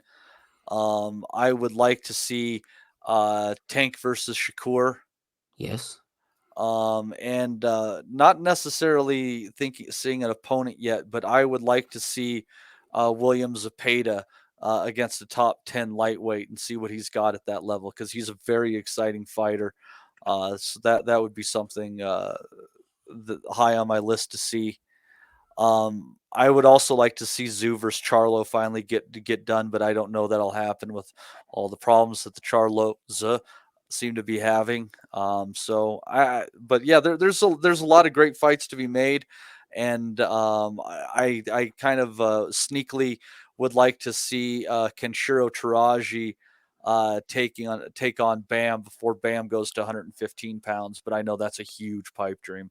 As for Shakura, Matty, I suggested he was once the face of boxing. Now his face has to be covered up by a balaclava with the shame. His stocks at He's a low. He's the face of melatonin. his stock's at a low point, I think, at the moment, isn't it? Really, after that De Los Santos and the fact that he can't get off social media and keep digging holes for himself, he has a lot of repairing to do in 2024. Shakura fight against Gervonta Davis would repair some of the damage, but what do you think about that? He's a man in need of a good dance partner and a good performance, and he's a tremendously skilled fighter. But the thing is, if you're not just standing in front of him and trying to lead, he doesn't necessarily do enough to ignite. And I could see him being outworked by a fighter and losing a decision. And I can just see a very capable and accurate puncher not giving a shit about what's coming back and sparking him out. So we'll see. 2024 is going to be a big year for Shakur Stevenson if he hopes to have some momentum in this 135 to 140 pounds, which is absolutely stacked. And I mean, take your pick. There's any number of fights between the fighters in those two divisions that's absolutely mouth-watering. And Shakur needs to do something to get back in that conversation again. Do you know what he could do, Matty? I'm just come to my mind. He could pull like a Khan against Maidana move, and if he fought someone like Matthias, it would sort of like add a bit of credibility. All of a sudden, he beat him, and like the hardcores, but like, Shakur, this is great. I think it would turn people around a little bit. We almost like you have to see him walk through fire just to get our respect again. Yes. Yeah. Well, we'll see. I don't know. Again, I think Bob's just so phoning it in anymore. I don't know what's going on over at Top Rank. Lopez against Jermaine Ortiz. That fight just does nothing for me, and I do that as someone who rates what Ortiz has done at 135 quite highly. Ramirez is gone. If Shakura goes as well, then Top Rank could be on Skid Row. But anyway, that's a conversation for another night. Just before we go to Joe quickly, Yumi Yappy says Rob versus the Wind. Haven't heard from Rob tonight. Maybe he's got blown away. Take Ames says Jake Paul versus KSI and Rob versus Miami Mal Alien, whoever that is. Michael Thompson says Quote rematching that sparring partner. We'd love to see that, wouldn't we? Captain Casual Ortiz Jr. versus you, and the winner to fight the Quote, maybe. That'd be interesting. Mark Stanton, Eddie Hearn's Fringe versus a Wind Tunnel. We got Ellaby versus Hearn, says EK Tran. Chris Butler says Haney versus Lopez. Matthias versus Haney, says Michael Thompson as well. Tio versus Haney. A lot of Haney shouts out from Cedric Sniff there. Yumi Yappy says Father Dave versus Bitcoin Rodney. Father Dave was sliding into my emails this week. Said he's got a world title fight on the horizon, but he has to go back to becoming an amateur again to get it. So I'm not really sure what the hell's going on with Father Dave. Sounds legit, doesn't it, that? Hey, I'm pulling for Father Dave. We are on the Father Dave team. Man, you go out and you kick some ass and you get that fucking title, Father Dave. Right, it's fair play. Ray says Rick Glazer versus Dan Raphael. Take Ames. He's got silly now. He says Dubois versus Joe Joyce 2. And Navarrete versus Cordina, probably for a fight of the year contender. MB. Joe, what are you looking forward to in 2024? Tio versus Matthias is the top of my list. I think that was flouted after Lopez's last fight. That would be a fantastic fight. Bivol Beterbiev as well, which you mentioned earlier on. I'd like to see Zhu and Charlo. I think Maddie mentioned that as well. Loma and Shakur, I think that's a great fight. I think you're right. Maddie's right about Shakur. He definitely needs one to win back over the boxing public a little bit after. He just does so much talking on Twitter and or X that it's just, it's taken away from his skills. And I get if he wants to be seen as a heel and you think that's the best way to get big fights, and if that's the kind of persona he's going for, fine. But you do have to back it up by fighting people. Who else have I got? What about Nakatani and Estrada at 118? I know we're talking about Estrada not being not maybe priced himself out of big fights, but I'd love to see Nakatani with someone really good as well, really test him this year. I think he's at 118, right? Maybe 2024 will be too early to ask for this, but maybe in 2025, if Inoue is still ruling at 122, that would be a mouth-watering Japanese clash. I think Nakatani's down to fight Santiago, isn't he? He beat Donaire at the end of February, actually. Very good. That'll be a good fight. Santiago, he's a handy fighter. So, yeah, that's exactly the kind of progression that you'd like to see from Nakatani. So, maybe the next level sometime at the back end of 2024 would be good. Who else have I got? Morel as well. Let's see Dave Morel in a good fight. If not the Canelo fight, then another contender, top level, guy at 168. I think you'll see him against Plant, Joe. I really do. I think so. I think Plant as well. In Billy, as we mentioned earlier, Joe, that would be a good shootout for as long as it lasted. That'd be great. At some stage, the guys have to start fighting. I know we've been saying that about fighters and division things for a long time, like whether it's the young guys at lightweight or the heavyweight guys, but sitting on the sidelines and just waiting for your opportunity just is nothing for you. And you can see that when Plant eventually got a shot against Canelo, he was rusty, pretty much like all Canelo's fighters. Smith was the same. They all just wait for 12, 18 months to get these shots, and by the time they get the shots, they're shot. So you're better off keeping your iron sharp by fighting the guys around you. So I wouldn't be mad at seeing Morel against any of the top guys, but I definitely want to see him in against the top guy. My brother just moved out to Minneapolis, actually, coincidentally as well. So I'd like to go out and actually see the guy live. So the Armory, Joe. Yeah, that'd be class. That would. That's the perfect excuse now, Joe. It looks like great crack, doesn't it? Like the atmosphere out there. Like I think every time I've seen a fight out there, it looks like a really good. Really just good. wait until at least May. Truax fight looks fun. Truax fight look fun. Just wait until at least May to go there. The winter in Minneapolis just looks fucking miserable. Yeah, I told you I lived in Toronto for a while. I lived from like May to September. I think outside of those months, you pretty much live underneath the ground. They have like these like complexes where you go to your office and you get your food, and everyone you don't even see the light of day because it's so cold outside. So, no, I like it here in New Jersey. It's very temperate. Have you seen Otto Wallin lately, or is he hiding from you? He's hiding from me. He's not responding to my DMs either. He's gone cold. He can't look me in the eye after he folded against AJ. When I first met him, in the street, I just walked up to him and started talking to him, and we actually talked about AJ as well. So, it's all come full circle for me and Otto. Oh, good stuff. Andy, on to you. Nobody's mentioned any heavyweight fights yet. I don't know whether that's a coincidence or by design, but nobody's looking forward to seeing a heavyweight fight in 2024 that hasn't already been nailed down. Yeah, I suppose, mate. I mean, there is only this time last year, there was a handful of fights we wanted to see. There is only really one that we want to see at this point, which, all intents and purposes, we seem to be getting. So that's good at least. BETERBIEV Bivol. I don't know if the boys have already mentioned that. I kind of slightly tuned out there. I think Matty mentioned Alvarez Benavidez. I'm all over that fight. Hopefully that gets made. And Billy against Morel. Down for that one, absolutely.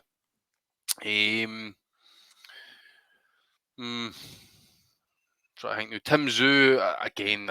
Tim Tszyu, I would be happy to see him fight anybody. To be fair, actually, Boots against Stanionis. I can't believe. I was just coming to that actually. Mm. I'm just scrolling down through the divisions now because I was thinking about Crawford and that. I'm like, there's nothing really for Crawford just now. Nah, he's done it welterweight. Spence rematch is washed. We see the Charlo situation. I heard Spence is fucking fat now. I wouldn't be surprised, mate. I wouldn't be surprised. Stanionis again needs a fight. Ennis needs a fight. Both of them grossly inactive, man. I know, mate. It's a PBC thing, seemingly, Andy. We'll just need to wait and see if this Amazon Prime deal is going to kick asses and stuff like that. But other one I want to see Matias against Lopez. Yeah. I think that would be absolutely fantastic. Even Haney against Matias or Haney against Lopez. Down for any of those ones. Who would you like to see Tank fight? Would you rather see Stevenson, Haney? Well, again, mate, I like to see Tank fight Matias. I like to see him fight Lopez and Prograis and Haney, and if he wants to get himself into the fucking mix and throw in Stevenson and that as well. But the weight's going to be an issue. I don't think you need titles these type of fights. I think you can maybe get a catch weight between 135 and 140. Again, I think that will pull in the hardcore. You doesn't need belts. Don't need belts. Ryan Garcia again. If he's wanting to fish about Barroso and that, then I think we're kind of knowing where his focus is on at the minute. His ambitions are. Yeah, basically that's what I was looking for. Ambition, really. Yeah. Yosaki Foster against Cordina, possibly if you want to get a fight at 130. I honestly, guys, I don't think that Foster gets past Nova for some reason. I've just got a hunch. He's past who? Abraham Nova. They're fighting next year.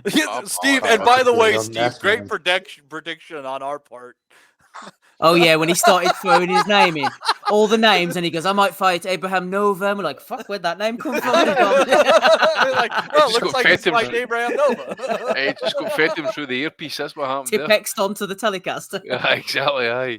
Nick Ball. I want to see Nick Ball fight anybody around about fringe world level. Maybe like Mauricio Lara, possibly. Wouldn't him versus Ramirez be a kick of a fight? You got that big, tall bastard against 5'2" Nick Ball, or Espinoza, I mean, the guy that beat Ramirez. Oh my God, wouldn't that be a kicker? Oh man, just a giant versus the little ball of muscle. That'd be a kick. We've already mentioned Inoue and stuff like that as well. We've mentioned Ioka, Estrada, Gonzalez, that type of stuff. And that, again, I'm not really wanting to see a fourth fight. What else we got? What about Jay Opataya versus the Guota? Yeah. Well, I'm up for that one, mate. I'm up for that one. I'm up for Bernard Hopkins fighting Haney in the toilets as well. In the toilets? Oh, in the toilets, mate, aye. But fucking B-Hop's about to go back to the penitentiary here, eh? Take it to the toilets, do man. that, isn't he? Offering people into dark rooms. I tell you though, Haney was all about that smoke. He was chapping about that smoke 10 months ago. And what happens when that B-Hop smoke comes basically straight into his nostrils? He shit his pants, by the way, didn't he? You fucking kid yourself. He fucking shat it. Shat it. Why do we need to go to the bathroom?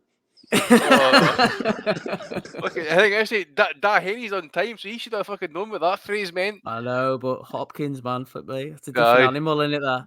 No fucking fighting over toothpaste and Gillette. I tell you who I want to see fighting, by the way, and again, I'm not proclaiming it to be the next big thing, but see that Albert Ramirez, I think he's the Venezuelan at light heavyweight, 175. Yes. I'm telling you, man, I think with the right fights and the right opportunity, he might just pull it off. But again, BETERBIEV and Bivol are fantastic champions at this point. And then you go, but he likes Boatse and Dan Aziz and Yard and guys of that ilk, and that fucking Loggett, Ramirez fucking walks through every one of them. It's a good list there, Andy. I wouldn't mind if we saw 2 or 3 of them. I think we'd be happy enough. Yeah, absolutely, mate. Good stuff. Right, thanks very much for that, boys. Before we go on to Value of the Week, we had a comment coming from Marcus Bellinger over Christmas, so let's have a look what he was saying. Again, I think this was around the time of Christmas Day, just before. Marcus says, "Hey lads, just wanted to say thanks for the regular content this year, and may the pod continue to go from strength to strength in 2024. Well, let's hope it continues to go. Never mind strength to strength. Anyway, whilst the drugs situation has been a shambles and the heavyweights have been a letdown, I think 2023 overall has been a bloody good year for boxing. Hopefully tonight's card, which was the day of reckoning, I think, or maybe it was Inoue, is the step to bring closure for this era of heavyweights." There you go. And Crawford and Inoue produced performances that would be worthy in any era. There is so much talent and depth at 135 and 140, as we were just saying. And Tank, Garcia, Haney, Loma, Haney, Prograis, and Tio Taylor were excellent fights that got made, and let's hope the trend continues next year. Bam produced an outstanding performance against Sonny, and personally, I'm looking forward to the featherweight and bantamweight divisions next year. Keep up the good work. Cheers, Marcus. And I'll send in some predictions and fighters to look out for early in the new year. So thank you to Marcus for that. He's always on top of the Asian scene, so he knows what's going on down there. Unless anybody has anything else to mention, I think it's time to move on to the Value of the Weeks. If so, throw it in now, boys. We pretty much covered everything, haven't we? Yeah, it's been quite a quiet start, actually. Yeah. Oh, I would like to say real quick, especially with Joe here, there's still time to get in to the Patreon if you want to be part of this season of the Boxing Nutters Prediction League. We're going to be doing the first week of this quarterly season coming up this weekend. Going into next Wednesday, we're going to be picking a fight off of the Canadian card on Saturday and throwing in the Pro Box main event from a week from this Wednesday as the second fight. So look forward to that. And if you join up with the Patreon, you will get all the details on how to do the rest.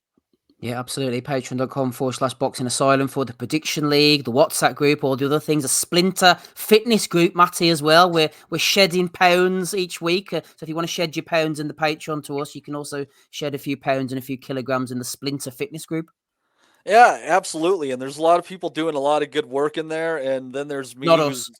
Well, there's me who's losing weight just by intermittent fasting and not doing as much sugar, but eating whatever I want when I do eat. Like seeing all these healthy meals. You're like, well, I didn't eat for 24 hours, but before that, I had Korean fried chicken. So Matty's doing well, yeah. I like my methods. We'll see how it all works out in the end. We can do a little compare and contrast. Yeah, let's hope not. MB says God, you'll be doing Eddie Hearn's 5K next. Maybe not. We'll try. Let's see if we do the 0.5K first. Anyway, patreon.com/Boxing Asylum. To play us into the Belly of the Weeks, we're going to have to rely on old material, unfortunately. All these videos we keep playing every week. I have to sit and mute and trim. Andy knows all about this because of copyright this, copyright that, fucking YouTube. Copyright this and everything. So yeah, we're gonna have to play an old AJ meltdown, I think, to play us into the Belly of the Week for episode 554. Fury against U6 coming up soon. So I think no better time than to play this one when AJ was admitting a few things to us in the ring after his own fight with Usyk. This is a proper man in. You know what I mean? Proper man who don't talk shit, don't tell lies.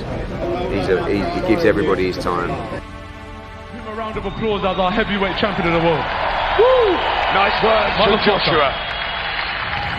I'm not a 12-round fighter. Look at me. I'm a new breed of heavyweights. All them heavyweights, Mike Tyson, Sonny Liston, Jack Dempsey. Oh, yeah, you don't throw combinations like Rocky Marciano. Because I ain't fucking 14 stone, that's why. I'm 18 stone, I'm heavy. You're a troll. You know the word troll? Do you know what that means? Like a troll. He's just a fucking complete and utter low-life scumbag. It's a troll. So what? You don't have to say anything to the trolls. Hard work. This guy here is a phenomenal talent. We're gonna cheer for him 3 times. Well, how many belts you got now, bro? 5. Hip hip! Hip hip! Hip hip! Hip hip! Hip hip! And as I said, I was studying Ukraine. And all the champions that have come from your amazing country, but I've never been there. But at the same time, what's happening there is, I don't know what's happening, but it's not nice at the end of the day. I've seen it with Lomachenko in his second fight against Orlando. There was unrest in Ukraine, right or wrong. There was issues in Ukraine in your second fight. There was civil war. Vitaly Klitschko, when he faced Danny Williams, civil unrest. Get behind AJ to win this weekend. He's a great man. He's done so much for the sport. He's inspired so many. As Bellew says, you know, he paved the way, AJ, for fights for Bellew, like against Usyk and against David Haye, and for him to have that kind of platform. Usyk as a champion, please raise your hand. Under them circumstances, he managed to become champion. Champ, champ! Champ, champ! Champ, champ! And I just want to say, Bismillah.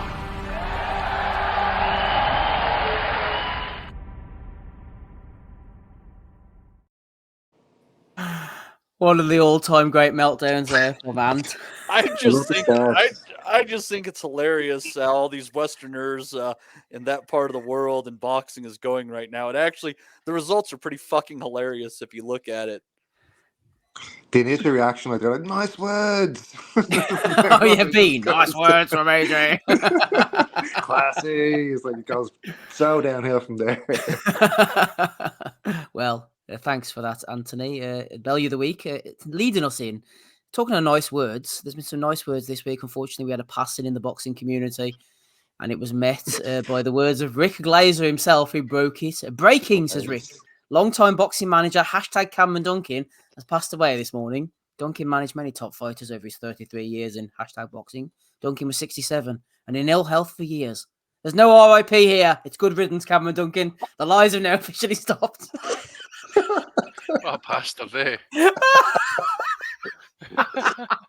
Always the high rate. Oh, an absolute cunt of a man, by the way. Oh dear. Someone dragged this one up as well, Andy, from before, man. This one, I don't know if this is better or worse. He said, RIP Carlos Panama Lewis. I know many don't have nice things to say about Panama, but he was a big believer in yours truly and always sung my praises. Thank you, Panama. #boxing. He's like Donald You'd think Trump it was a of parody boxing. account, wouldn't you? Yeah. It's great that old men have these kind of opinions, but like to actually be a platform for them to put them out to the world like Twitter is just amazing as well. Like Twitter missed a few boxing characters, but Rick Glazer is definitely one that I'm glad it didn't miss. Oh yeah, Rick's a good guy, man. Well, he thinks he is anyway, but He's an entertaining guy. he is. Someone else tweeted this out. DJ Fucknuts tweeted out, breaking, long-time boxing insider Rick Glazer has sadly split from his lovely wife Sonia, sources confirm. I'm sure you will join me in wishing Rick all the best. Sonia was then moved in with Steven Espinoza, and they plan to open a fish and chip takeaway, and then he tagged in Rick, and Rick's like, take that lying tweet down, or you'll be suspended by Twitter, stroke X. Your choice, jack off. Raging.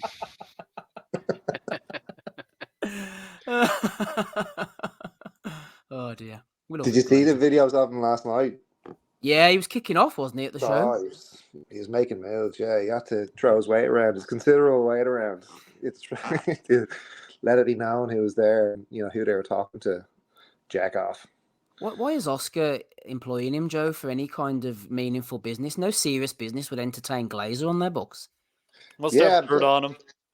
Yeah, I think he must have some terrible dirt on Oscar. I'd say. Yeah, I'd say he's got something that he found in the back of one of his taxi cabs many years ago. A dildo with his name on it or something like that. I'm sure he has. Who knows where that's been? Matty. There's Oscar. I'm not sure what his missus was up to. It seemed like she's wearing a fake beard. What's going on there, Matt? Did you catch that? Yeah, looks like it looks to me like she's trying to get a big purse from Saudi Arabia. I don't know. Lady Gaga or something. Oh dear, she was distracting me. I'm not sure what's happening there. And there's Oscar himself. He says, well, lots of eyes will be on Virgil Ortiz tonight, and they should be. Don't miss the co-main with Golden Boy's newest soon-to-be star, O'Hara Davis. He wins tonight. He gets rollies for the world title. Vamos! At O'Hara Davis. Tweets that preceded unfortunate events.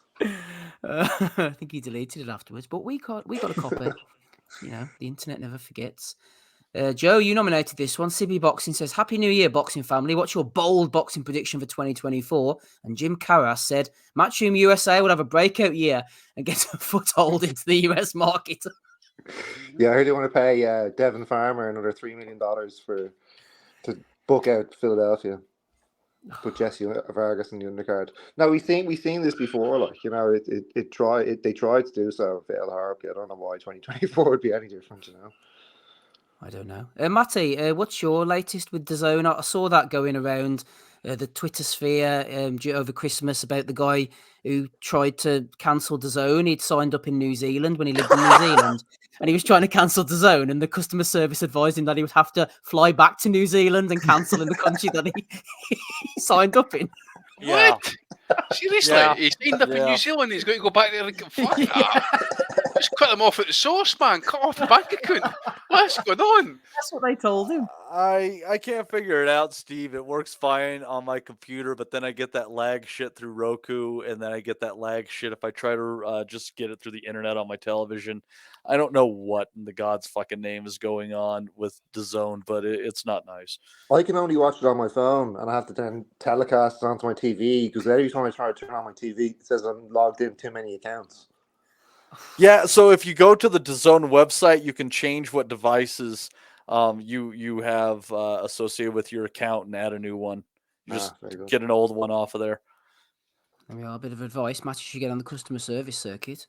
I couldn't do worse than those fucking assholes. Absolutely. I've never heard of these, Joe, but betting top 10 Ireland, giving the top 10 tips. He says, think BETERBIEV is overrated personally. Still incredible, but certainly overrated. And then he says, maybe he's not overrated then. He's a good boxer. I think Callum Smith beats him relatively easily. They are prediction from betting top 10 Ireland, Joe? Yeah, I'd want to check his form.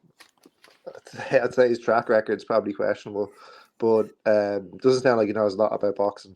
I love just BETERBIEV, even coming into his fight. I'll watch some of his training videos the week of.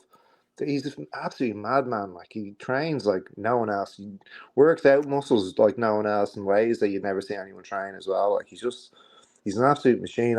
I mentioned I was at the Joe Smith Jr. fight here in Madison Square Garden in the theater, and like the way he's built, like it's like no one you'd ever see. Like, he's got just muscles built on muscles, and he's just built like I don't know, like part gorilla or something like that. Like he just looks like the like light heavyweight version of fucking Dolph Lundgren in Rocky IV.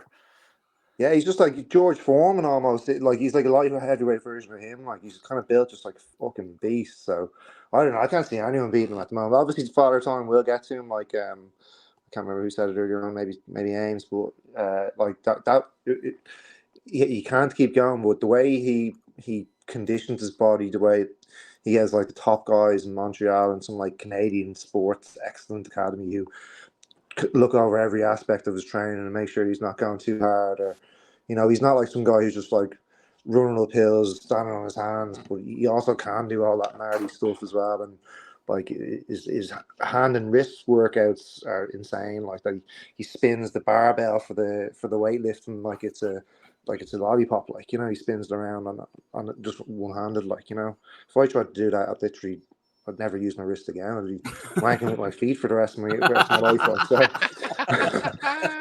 I don't know how he does it. Like, how do you start even doing something like that? Like, he's from a different planet. Like, from a different planet. Speaking of which, Rapping Rob Kelly's jumped on the call. I was thinking my ears were burning.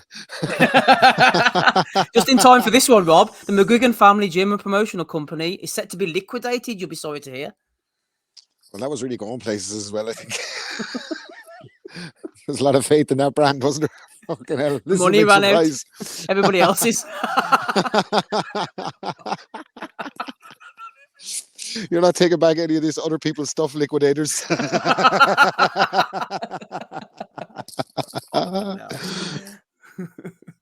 Oh, dear me. We wish Barry well. Jack Massey Boxing, I thought this was quite a good one, actually, Andy. He said, it'd be rude not to share this one again. At Bombs Bomber, Deontay Wilder, give me a call. I'll show you a few pointers on catching Joe Parker with the right hand. Then he put up a little video of him catching Parker with repeated right hands. A good bit of trolling from Jack Massey there. He's well done, mate. Oh, dear. Talking of right hands, there's another one for you, Andy. Eddie Hearn's handprints. Heading for the Boulevard World Riyadh season celebrity wall for the Day of Reckoning. There you are, those paw prints on the wall. Hey, what, man? The wall of shame. He's losing a lot of weight as already, by the way. Try to keep up the young pups these days, man. They're power of shagging, taking the right out of him. Like, Can happen. He's I thought he was. Oh, fuck me. I thought he was doing that into a mold of Sky Nicholson's arse. That's what I thought that was. She's going to come up behind him in that chair, just like Ghost, him and Demi Moore. They're just going to start making pottery together. Oh, my love. Oh, dear. Good old Eduardo. There they are, Matty. First time I've seen a guy have to stand on a cushion for the post-weigh-in photo. What the fuck? Mark Demore. Getting a bit of elevation there. I thought, is that like the magic carpet was floating about of Egypt or something like that, no? What the fuck is the That's the rug the boys had in the ring. I don't know. He stood on a cushion for some reason. I'm not really sure why. Where have they got that cushion from? Like, that looks like it's coming out of someone's living room. Like, and they brought us away in, or was it just in the lobby? What happened there? Like, it's the fucking maximized version of George Costanza in his Timberlands. Oh, I think he looks quite well, old Demore there. Didn't do him much good in the fight, though. You can hear Frank Warren saying, "Hang it, bat." Hang about it, stand on a fucking cushion. Do me a fucking favour, mate. Give me a fucking shooter. Give me a fucking shooter, lads. Brick top. The old brick top. Yeah, into the crime scene. Like Jarrell. Here we go. There he is, Rob. Former boxer was arrested on Tuesday for allegedly stealing a truck from a dealership in Hollywood. He was just taking his possessions back, Rob. Well, wait a minute, though, Rob. Is that former boxer? They got in there early, does he? He only fought last week. Rob, you've got to agree with me here, right? As I says to the boys, right? His biggest mistake wasn't it the fact that he pulled up on this fucking place. It wasn't the fact that he even entered the place. It was the fact that he entered in there and had a woman with him to actually distract. As soon as that's happened, you're fucked. As soon as you get a woman involved in that type of situation, you're fucked, mate. You're fucked. But capital F. He's like that, and I bet you she was like that scene in fucking Blow when Penelope Cruz, when they get arrested in the cars, she starts making shit worse for the cops from and all. Like, yeah, he's got coke in the boot. Yeah. I bet you she was probably like that wee blonde bird that was in that series of Ozark. And that'd be fucking. You know what I'm talking about? I hear you. Curly-headed one. Aye. Yeah. You know, little fuckers. You know what I'm talking about? The little shit. Yeah. That's I bet that's what he's made, by the way. Some sort of fucking hood rat. And You it's probably only got away then, with it. She just ratted on White him. trash or something like that, you know. it's only really then you realise you fucked up in it. Because before that, he thought it was all good in the hood, didn't he? They Dude, were in this he's been in together. Saudi Arabia earning fucking millions. He's coming That's what I back said. and He's like Clifford Etienne, man, isn't he? Making all that Fucking- money and getting himself banged up. This But it car was has a it sentimental was a value to it. repossessed car, wasn't it? Yeah, it was. Maybe he had something in the car that he needed back. That could be another Aye, possible steroids. story. He went to Steroids, Body in the possibly. boot. Aye, I've got EPO in there. I need to put it in the fridge. Oh, fuck, I need to go and get it. Well, apparently he's got a lot of problems. Apparently he's being sued No by shit. he's also being sued by Salida for millions of dollars for his positive test, causing the fights not to happen and the losses that Salida incurred because of shit. it. Yeah, So maybe then you might He have to lives in repo a Florida truck. as well, doesn't he? Pardon? What is it, Joe? So worse than that, he lives in Florida, doesn't he? I think he does, yeah. Yeah, they're He going to put does. Big Baby under the jail. He's not fucking getting out of this one. He's fucking... I'll tell you what they should do. They should make Tank, Big Baby, Curtiside, and Earl Spence all new characters in the new GTA when it comes out. That's the marketing scheme. And right there. Maurice Just- Hooker. and Maurice Hooker. GTA Mo. Fuck me, man. Big Baby Miller. What a guy. Like, fucking down to repo the truck. It's not like with a guy like him, can do that shit inconspicuous, by the way. He's fucking 350-pound weight trying to sneak his car back. Fuck off, man. Hey, what was that movie with, I think it was Wesley Snipes and Ving Rhames, where I think Wesley Snipes was actually the champion of the world. Undisputed. Yeah. Like, he could maybe have like the real life version of that, and he could just start fighting people in jail. James was playing the kind of Mike Tyson character, wasn't he? Yeah. It can't go worse than his regular boxing career is going for him. Start punching guys in jail. Fuck it. Wasn't there a shitty 80s movie like that, Penitentiary or something, that fucking, what's his name was in? Slice Carl Villain. Weathers or something. Wasn't Carl Weathers in one of them shitty jail movies where he had to fight out of the... I can't remember. Fucking anyway, don't worry about it. Tom Selleck was in one of that prison movie, man. Fucking Jesus. Are you sure you're not thinking of the one with DMX and Steven Seagal? No, not No, that was Exit Wounds, wasn't it? Yeah. Remember that one? That was a good film. I tell you what, I heard a story about that. See that Michael J. White? He was in that film with Steven Seagal, but Michael J. White is like legit, serious fucking boxer, MMA guy, that type of stuff. And Steven Seagal apparently takes liberties with his stuntmen. And then the final fight scene came down to him and Michael J. White, and according to people, Seagal was shitting his pants because he knew he couldn't take liberties with this boy. If he fucking did, he was getting his fucking teeth rammed right down his arsehole. So. I don't even think Steven Seagal can do karate, can he, or whatever the fuck that shit he No, does, what was because that old boy? Isn't he an Aikido master? Is You he? see him Fuck. all- He just be hitting these motherfuckers like on the shoulder and all. They're dropping like fucking they got hit by a sniper. And it's like, whoa. And everyone's like going along with the acting. All it's a bit weird, isn't it? And there's like The guy's like 6'8", long arms. He fucking bullies. I'm not saying he's no maybe got a bit of Aikido. What the fuck's Aikido going to do to you in a fucking street fight? Fuck off, man. He's got like the fucking black hair, soy sauce dripping down the fucking side of his head Exactly, as well man. when he's doing it, doesn't he? And the fucking bifocals. It's a fucking disaster. I just think that it's a shame that he left that being a sheriff and went to Russia or whatever before Eubank Sr. went down there. Could you imagine a show with Steven Seagal and Eubank Sr. working as law enforcement officers in Louisiana? I Absolutely mean, can. Well, you talk about fucking bang for your buck, fucking sign me up. He's in Russia, Matty. You should fight Roy Jones, man. You have Roy's Eubank pulling over all the fucking perpetrators and all going, you don't want this, dreadlocks. You don't want this. My mother's tongue. Oh, dear me. Anyway, good luck, Jarrell. You're going to need it. We can't wait for this one. Oh, yeah, we were talking about Jarrell Miller. Luke Littler and Anthony Joshua to link up for a documentary. Oh, dear. Yeah, I'm sure that's going to go well. There's no fucking way he's 16, by the way. I'll tell you right now. Tough paper Yeah. around, I'd say. I'm telling you, Everybody's if saying, he- everybody's saying the missus is too old for him. I'm like, too old for him? Fuck me. He's fucking, his hairline's worse than no mine, way man. he He's lives fucking on chip 16. suppers every night to beat that cunt, by the way. There's no way he's 16. If he's 16, no had a blowy yet after what he's done in the darts world behind the fucking doors, that man, there's something fucking far wrong, I'll tell you right now. Maybe that's how you have to beat the way darts. Like, you know, in boxing, they train them from an early age. They just get them in the pub when they're 12 and just here, eat these fucking pork scratchings, man. Throw that shit at the board. We're gonna get good at this. Yeah, seen half an hour, mate. Play pool with the boys. You fucking stay in the fucking left. What's that? You want a Lucasade? Yeah, here you go. Those truly are the man boobs of a 30-year-old, though. Let's be real. He's some player, isn't he, the boy? Fair play to him. Like, anyway, he's not in as good shape as this guy. How fitness changed his life at 44. Get him into the Nuthouse splinter group, Matty. I say Eddie Hearn, Men's Health. There you are. Too relentless.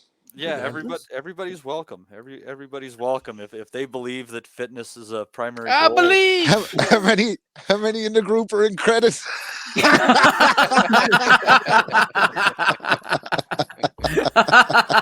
Like They're fucking measuring themselves BlackRock. against Big Johnny Fisher, so they're actually doing pretty well. Fair play to all the fatties. We wish them well. It starts Monday, Rob. You were here and you were John Fisher. John, I tell you what. You're doing well, John. Winds of Change. Meet unknown Brit nicknamed the Girthquake, who has just become a world boxing champion 7 years after quitting the UK. Girthquake. The Girthquake, man. That's IBO the champion. greatest fucking porn name ever. He's the IBO king, is Patel. He's IBO Girthquake, by the way. Get the Mitchell like, Banquez shaking, is get cool. the squirting going, baby. I'm gonna Exactly. have to go to fucking Pornhub and see if there's anyone on there called Girthquake. Because if there isn't, then I can't believe that. That's fucking incredible. Fuck. He's read that somewhere, fuck's sake, man. Oh, he has probably, hasn't he? Probably took it from somewhere. Anyway, another couple here. Durde Vision Sports. This was brought to my attention. Naoya Inoue versus Marlon Tapala's fight reaction. Andy, is Inoue a hype job or the fuck real off. deal?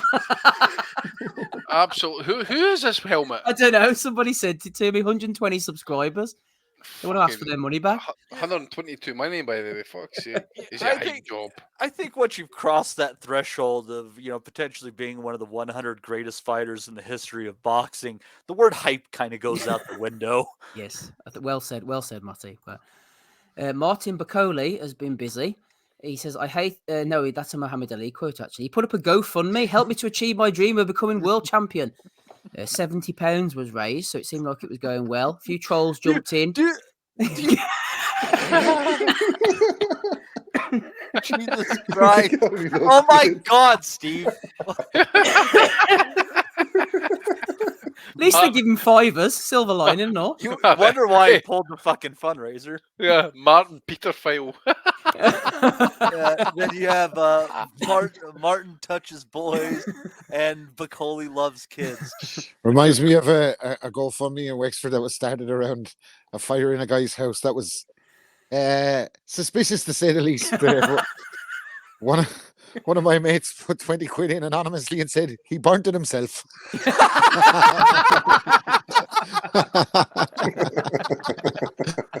I gotta ask, do you think he might have put this up there like to make his promoters feel bad and just to get him a fight kind of thing? Do you I've think no it might- idea what's going on. Apparently, he got a load of money from the Democratic of Congo, Republic of Congo, government. And someone said this. On one hand, Matty, there is a locality in the DRC that needs 100,000 to finance a well drilling that can supply thousands of inhabitants with drinking water. On the other hand, there is Bacoli, who needs 100,000 to box. Choose between champagne for a few or drinking water for all. So I don't think Martin spent the money he got off the Congo government too well, to be honest. So if your idea from having that fight isn't that, hey, if this fight's successful, we can dig 5 wells, then you're thinking about it the wrong way. I'm not here to say that they're going to make the right choices. The fucking Congo is one of the poorest countries on earth per capita. And yet, if you look at the minerals that they have, it is actually one of the wealthiest countries on earth. So if they could just quit killing each other and, like having villages full of children soldiers, they might be a fucking wealthy nation and not have forget to pay about that Martin Bacoli $100K instead of digging a fucking well. Forget about that shit. How do they think the results of his fights are going back home? That they're fucking spending that kind of bread on him. I want to fucking know what's the report going.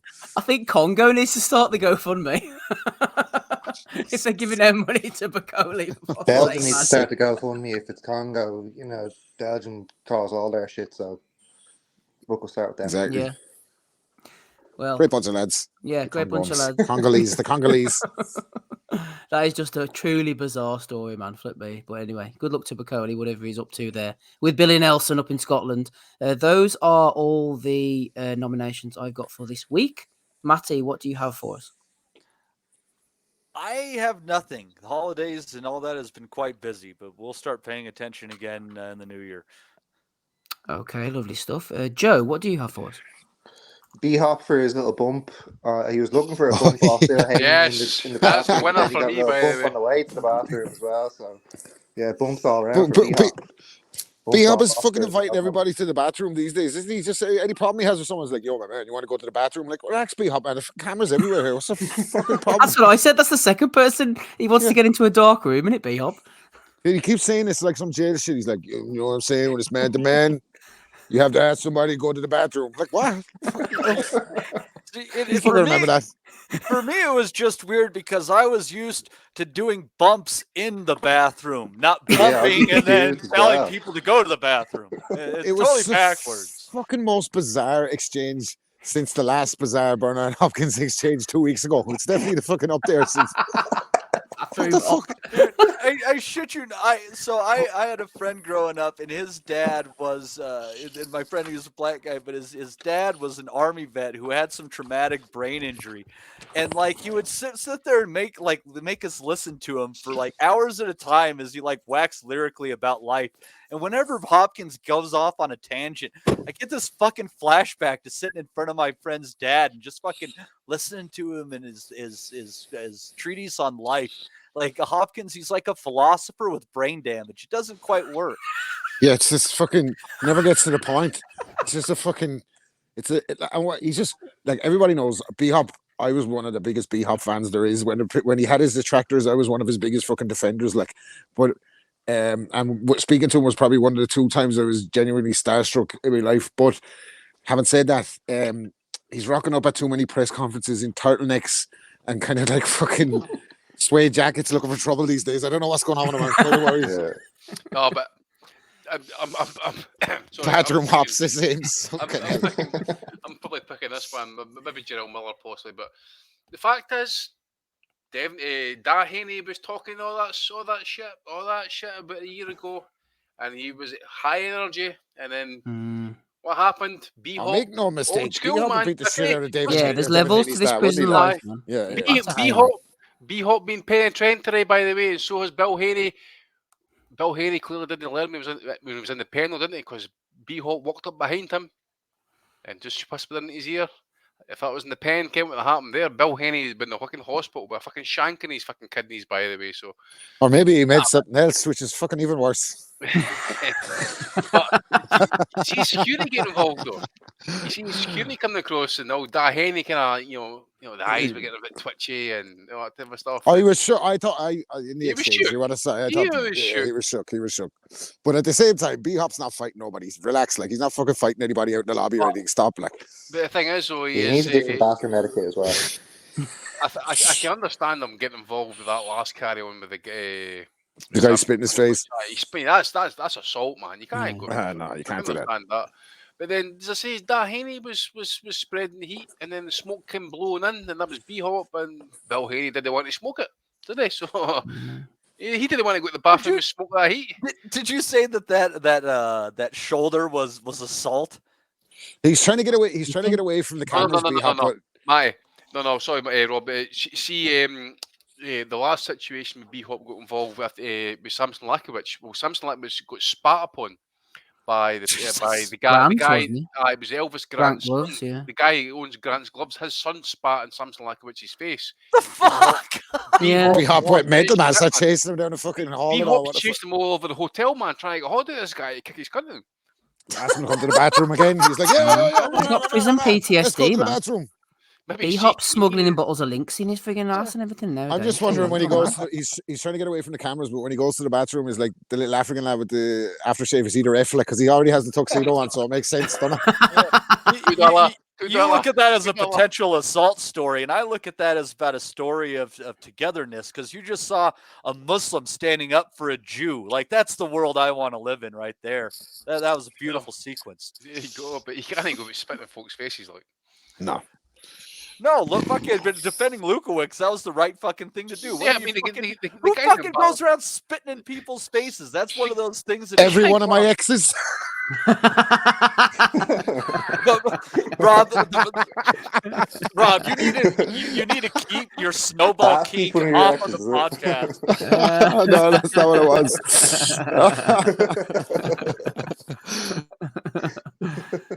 Right. Any others from you? Who are we on to? Joe? Myself, I think. Oh, No, Andy, is sorry. it? No, that was Joe. Sorry. Joe, yeah, sorry, Joe. Oh, I just had the B-Hop bump. Yeah, that was it. Good stuff. Andy? Yeah, B-Hop as well for me, mate. The one in there for as well for O'Hara. Just, I mean, did you see at the start of the show, just to kind of fight herself back into contention like that, just to get iced.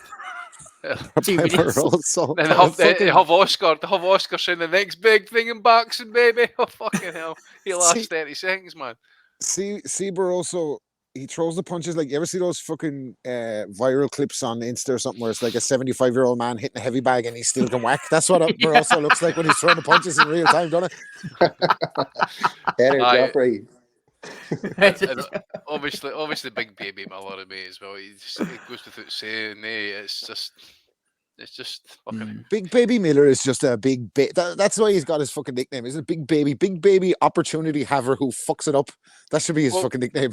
You get the wonder. That's too many words, Rob. Yeah, I get you. It's not as snappy as I wanted it to be. Has Big Double D just smacked him a bit too hard? Do you think possibly? No, he was always a dickhead, though, wasn't he? But the thing is, he's just a career high payday. He thinks he needs to go and repo his car. What the fuck's going on? Dude, Meanwhile, you got to think, man. If you're a guy that size who grew up, I think he's from fucking Brownsville, in New York. Like, dude, that guy, he might not be the greatest boxer in the world, but that guy is a bad motherfucker. I know a lot of people from Brownsville. And Brownsville is a lovely place. We wish them all well. It's a great spot. LL Cool J, bitch. Well, come on. LL Cool J's from Queens. Bruce Carrington's from Brownsville, and his crew were all at his last fight. I think it was the undercard of the BETERBIEV Smith fight, I think, and all his crew just came in to see him fight. They ran down to the front of the show, sat at all the fancy seats, didn't give a fuck, smoking blunts, having a great time. It was actually so much fun. Yeah, all about it. The Ville is a serious place.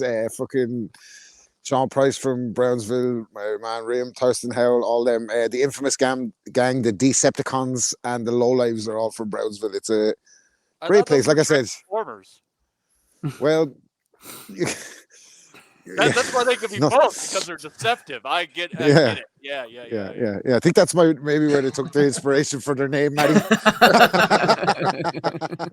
You're just lucky they didn't choose the Cabbage Patch Kids if they're going off of 80s toys. It could have been bad. Javonta. Right, I feel like we digress. Let's go through the list again before we get out of here, Matty. I know you're enjoying yourself, but we need to just calm things down a bit. Belly of the week and all stuff. It's no laughing matter. Ease yourself back into the new year, Mike. I know, yeah. We're having a good time so far. Year's dragging a bit, Matt. We're not going to solve out the Middle East crisis in Belly of the week. Settle down. You don't ease it, Steve. You spit and go. Spit and go, just like Elvis Grant. Rick Glazer was our first nomination for another one of his RIPs. Spit and push. Cameron Duncan passed away. Oh no, that's sad. Who, Panama Lewis? Fuck him, man. If he's dead, man, fuck him. Cameron Duncan, the lies never stop. Rick got punked as well by DJ Fucknuts. We had Oscar's bird with the Lady Gaga. Show Oscar's bird too. Sorry, Steve. But she seems like she's enjoying it. She has to go home to Oscar. He was bigging up. She looks like she's trying to represent both sides of the Indiana-Pakistan conflict. Talking to Oscar, if you go to YouTube, he's actually on. It's not like MTV Cribs or anything like that, but it's like there's like a 15-minute documentary actually going about his new house just above the Las Vegas Strip. It's apparently minted, apparently. Oh, that's the one with Jake Donovan as well. Andy, was it there on around his house? Possibly, mate. I just seen the video kicking about last night. I've saved it to kind of watch it like later than that, so I'll maybe catch it later during the week. Good stuff. We had Jim Carras nominated by Joe, who's on the call with us here. We had Betting Top 10 Ireland, who maybe need to hand in their betting slips. We had Barry McGuigan there getting liquidated. Lol. Jack Massey boxing with a troll. We had Eddie with his hands. We had Mark DeMore standing on the cushion. We had Jarrell for all of his activities. We had Luke Littler and AJ in the documentary. Eddie's health. We had the Girthquake. We had the troll, the hype job of the real deal. We had Bacoli as well there at the end. That plus Bacoli B-Hop. stuff's quality, man. I'm telling you right there. That is absolutely brilliant trolling. Hey guys, do you think the bastard even still took the money? Even though, I mean, their lads have put that money up in good faith. Wonder if they maybe cancelled at the end of the day. I need to know that. I need to know.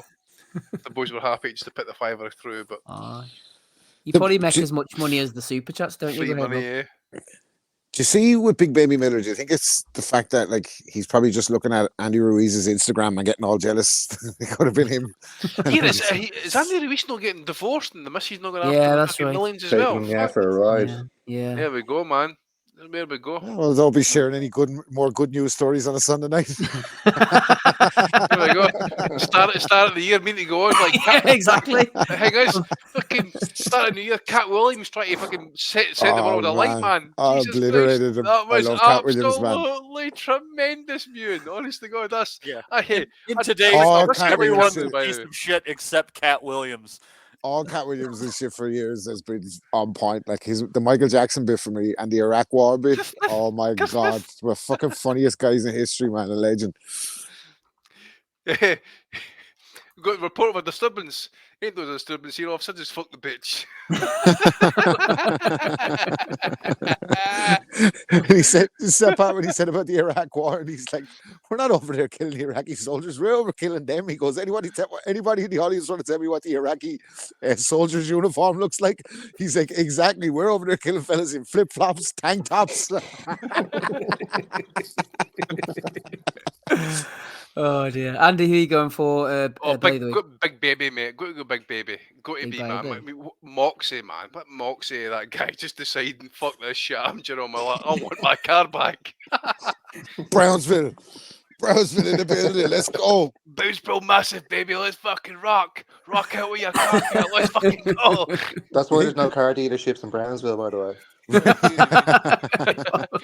They're abundant.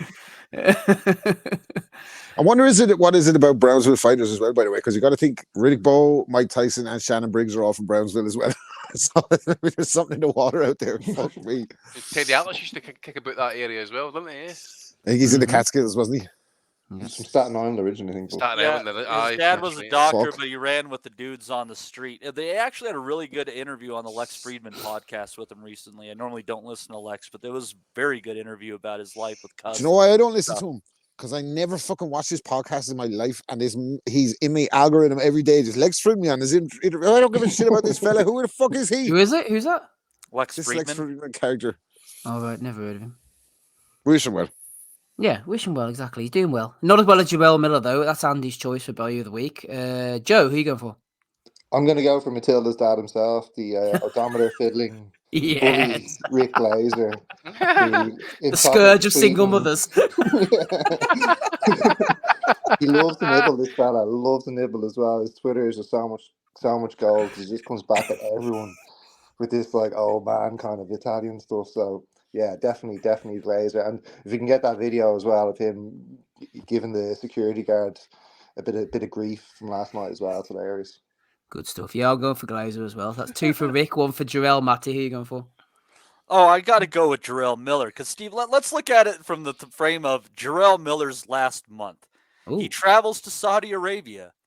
He says to First them class he needs, spitty as well, by the way. First class accommodation. He says he needs $400,000 more because he's in financial straits. They give it to him, at which point he converts to Islam.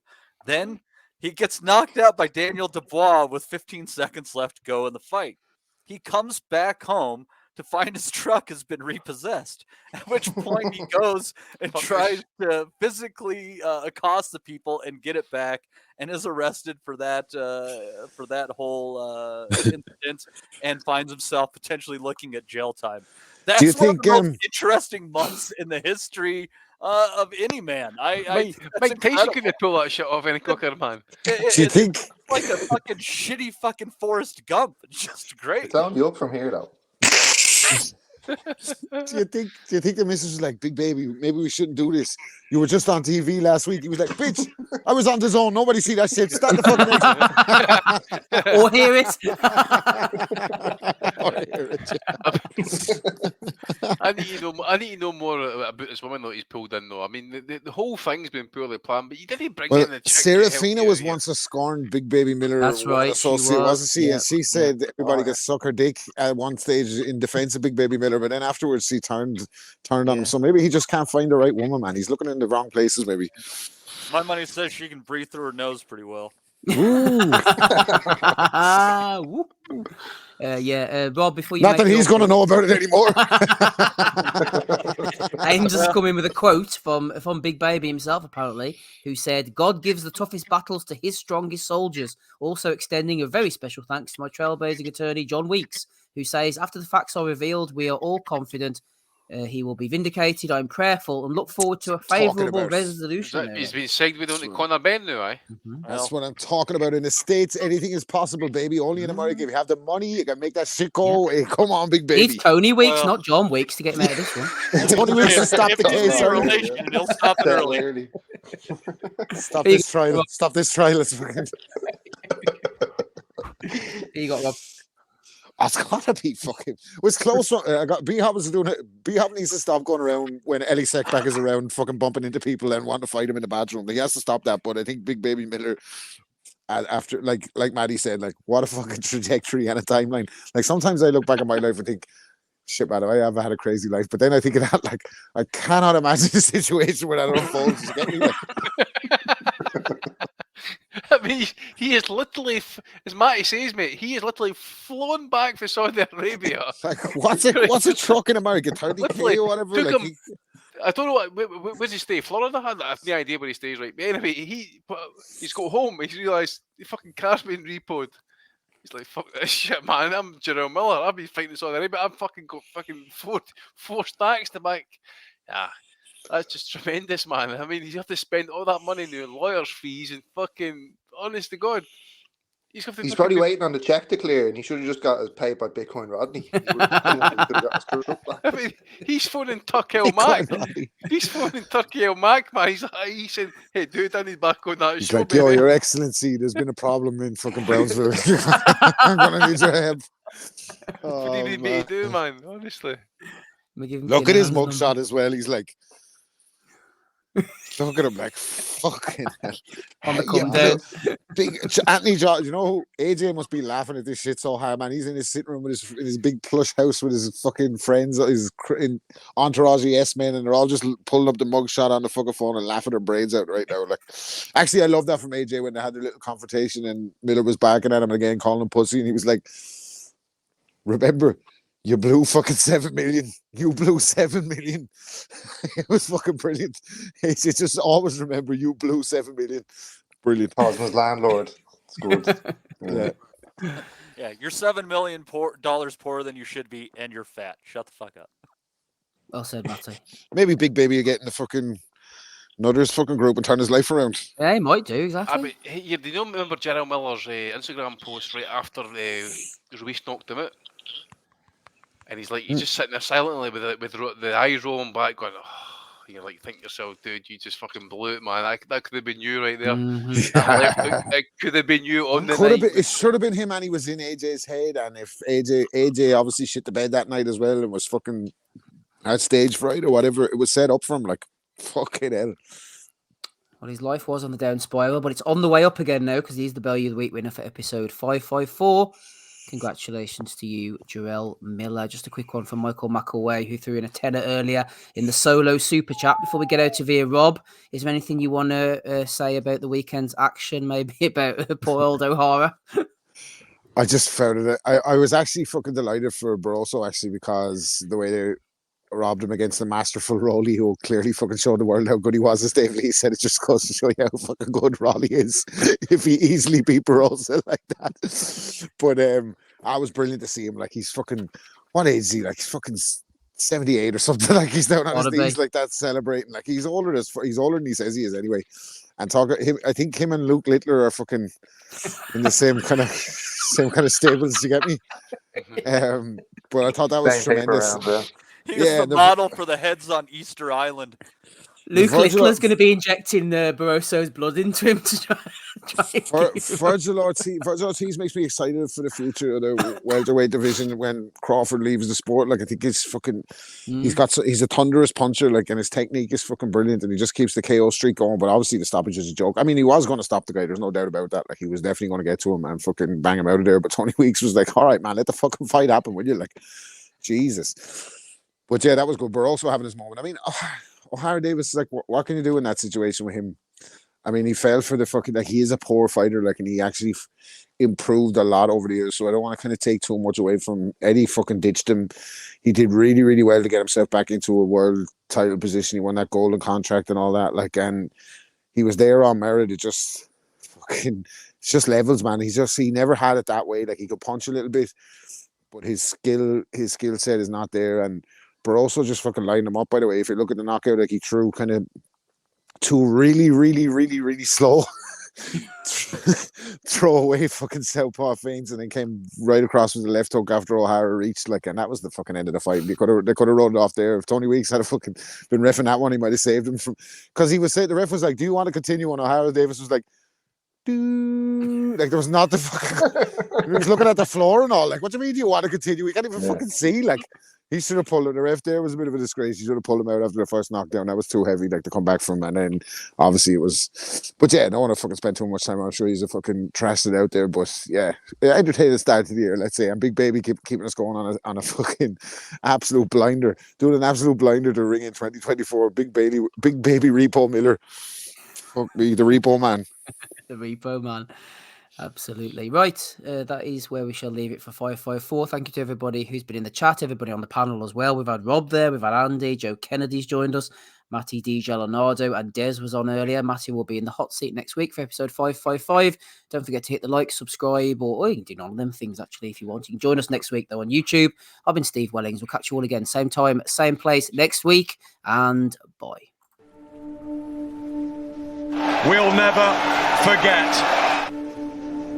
I think that's good at me. Go to and move! We want to be honest, yeah? Crying like a little bitch. I've never met a fucking swank that can fight me. I fell asleep. You're a fucking bum, you're a fucking asshole. Rumpo fucking Steltskin. But allegedly, Oscar Rivas has failed a test. 7-year aim. 7-year aim. I will fucking smash fucking you. I hope you fucking die. Be safe. I love boxing, Sam. It's as simple as that.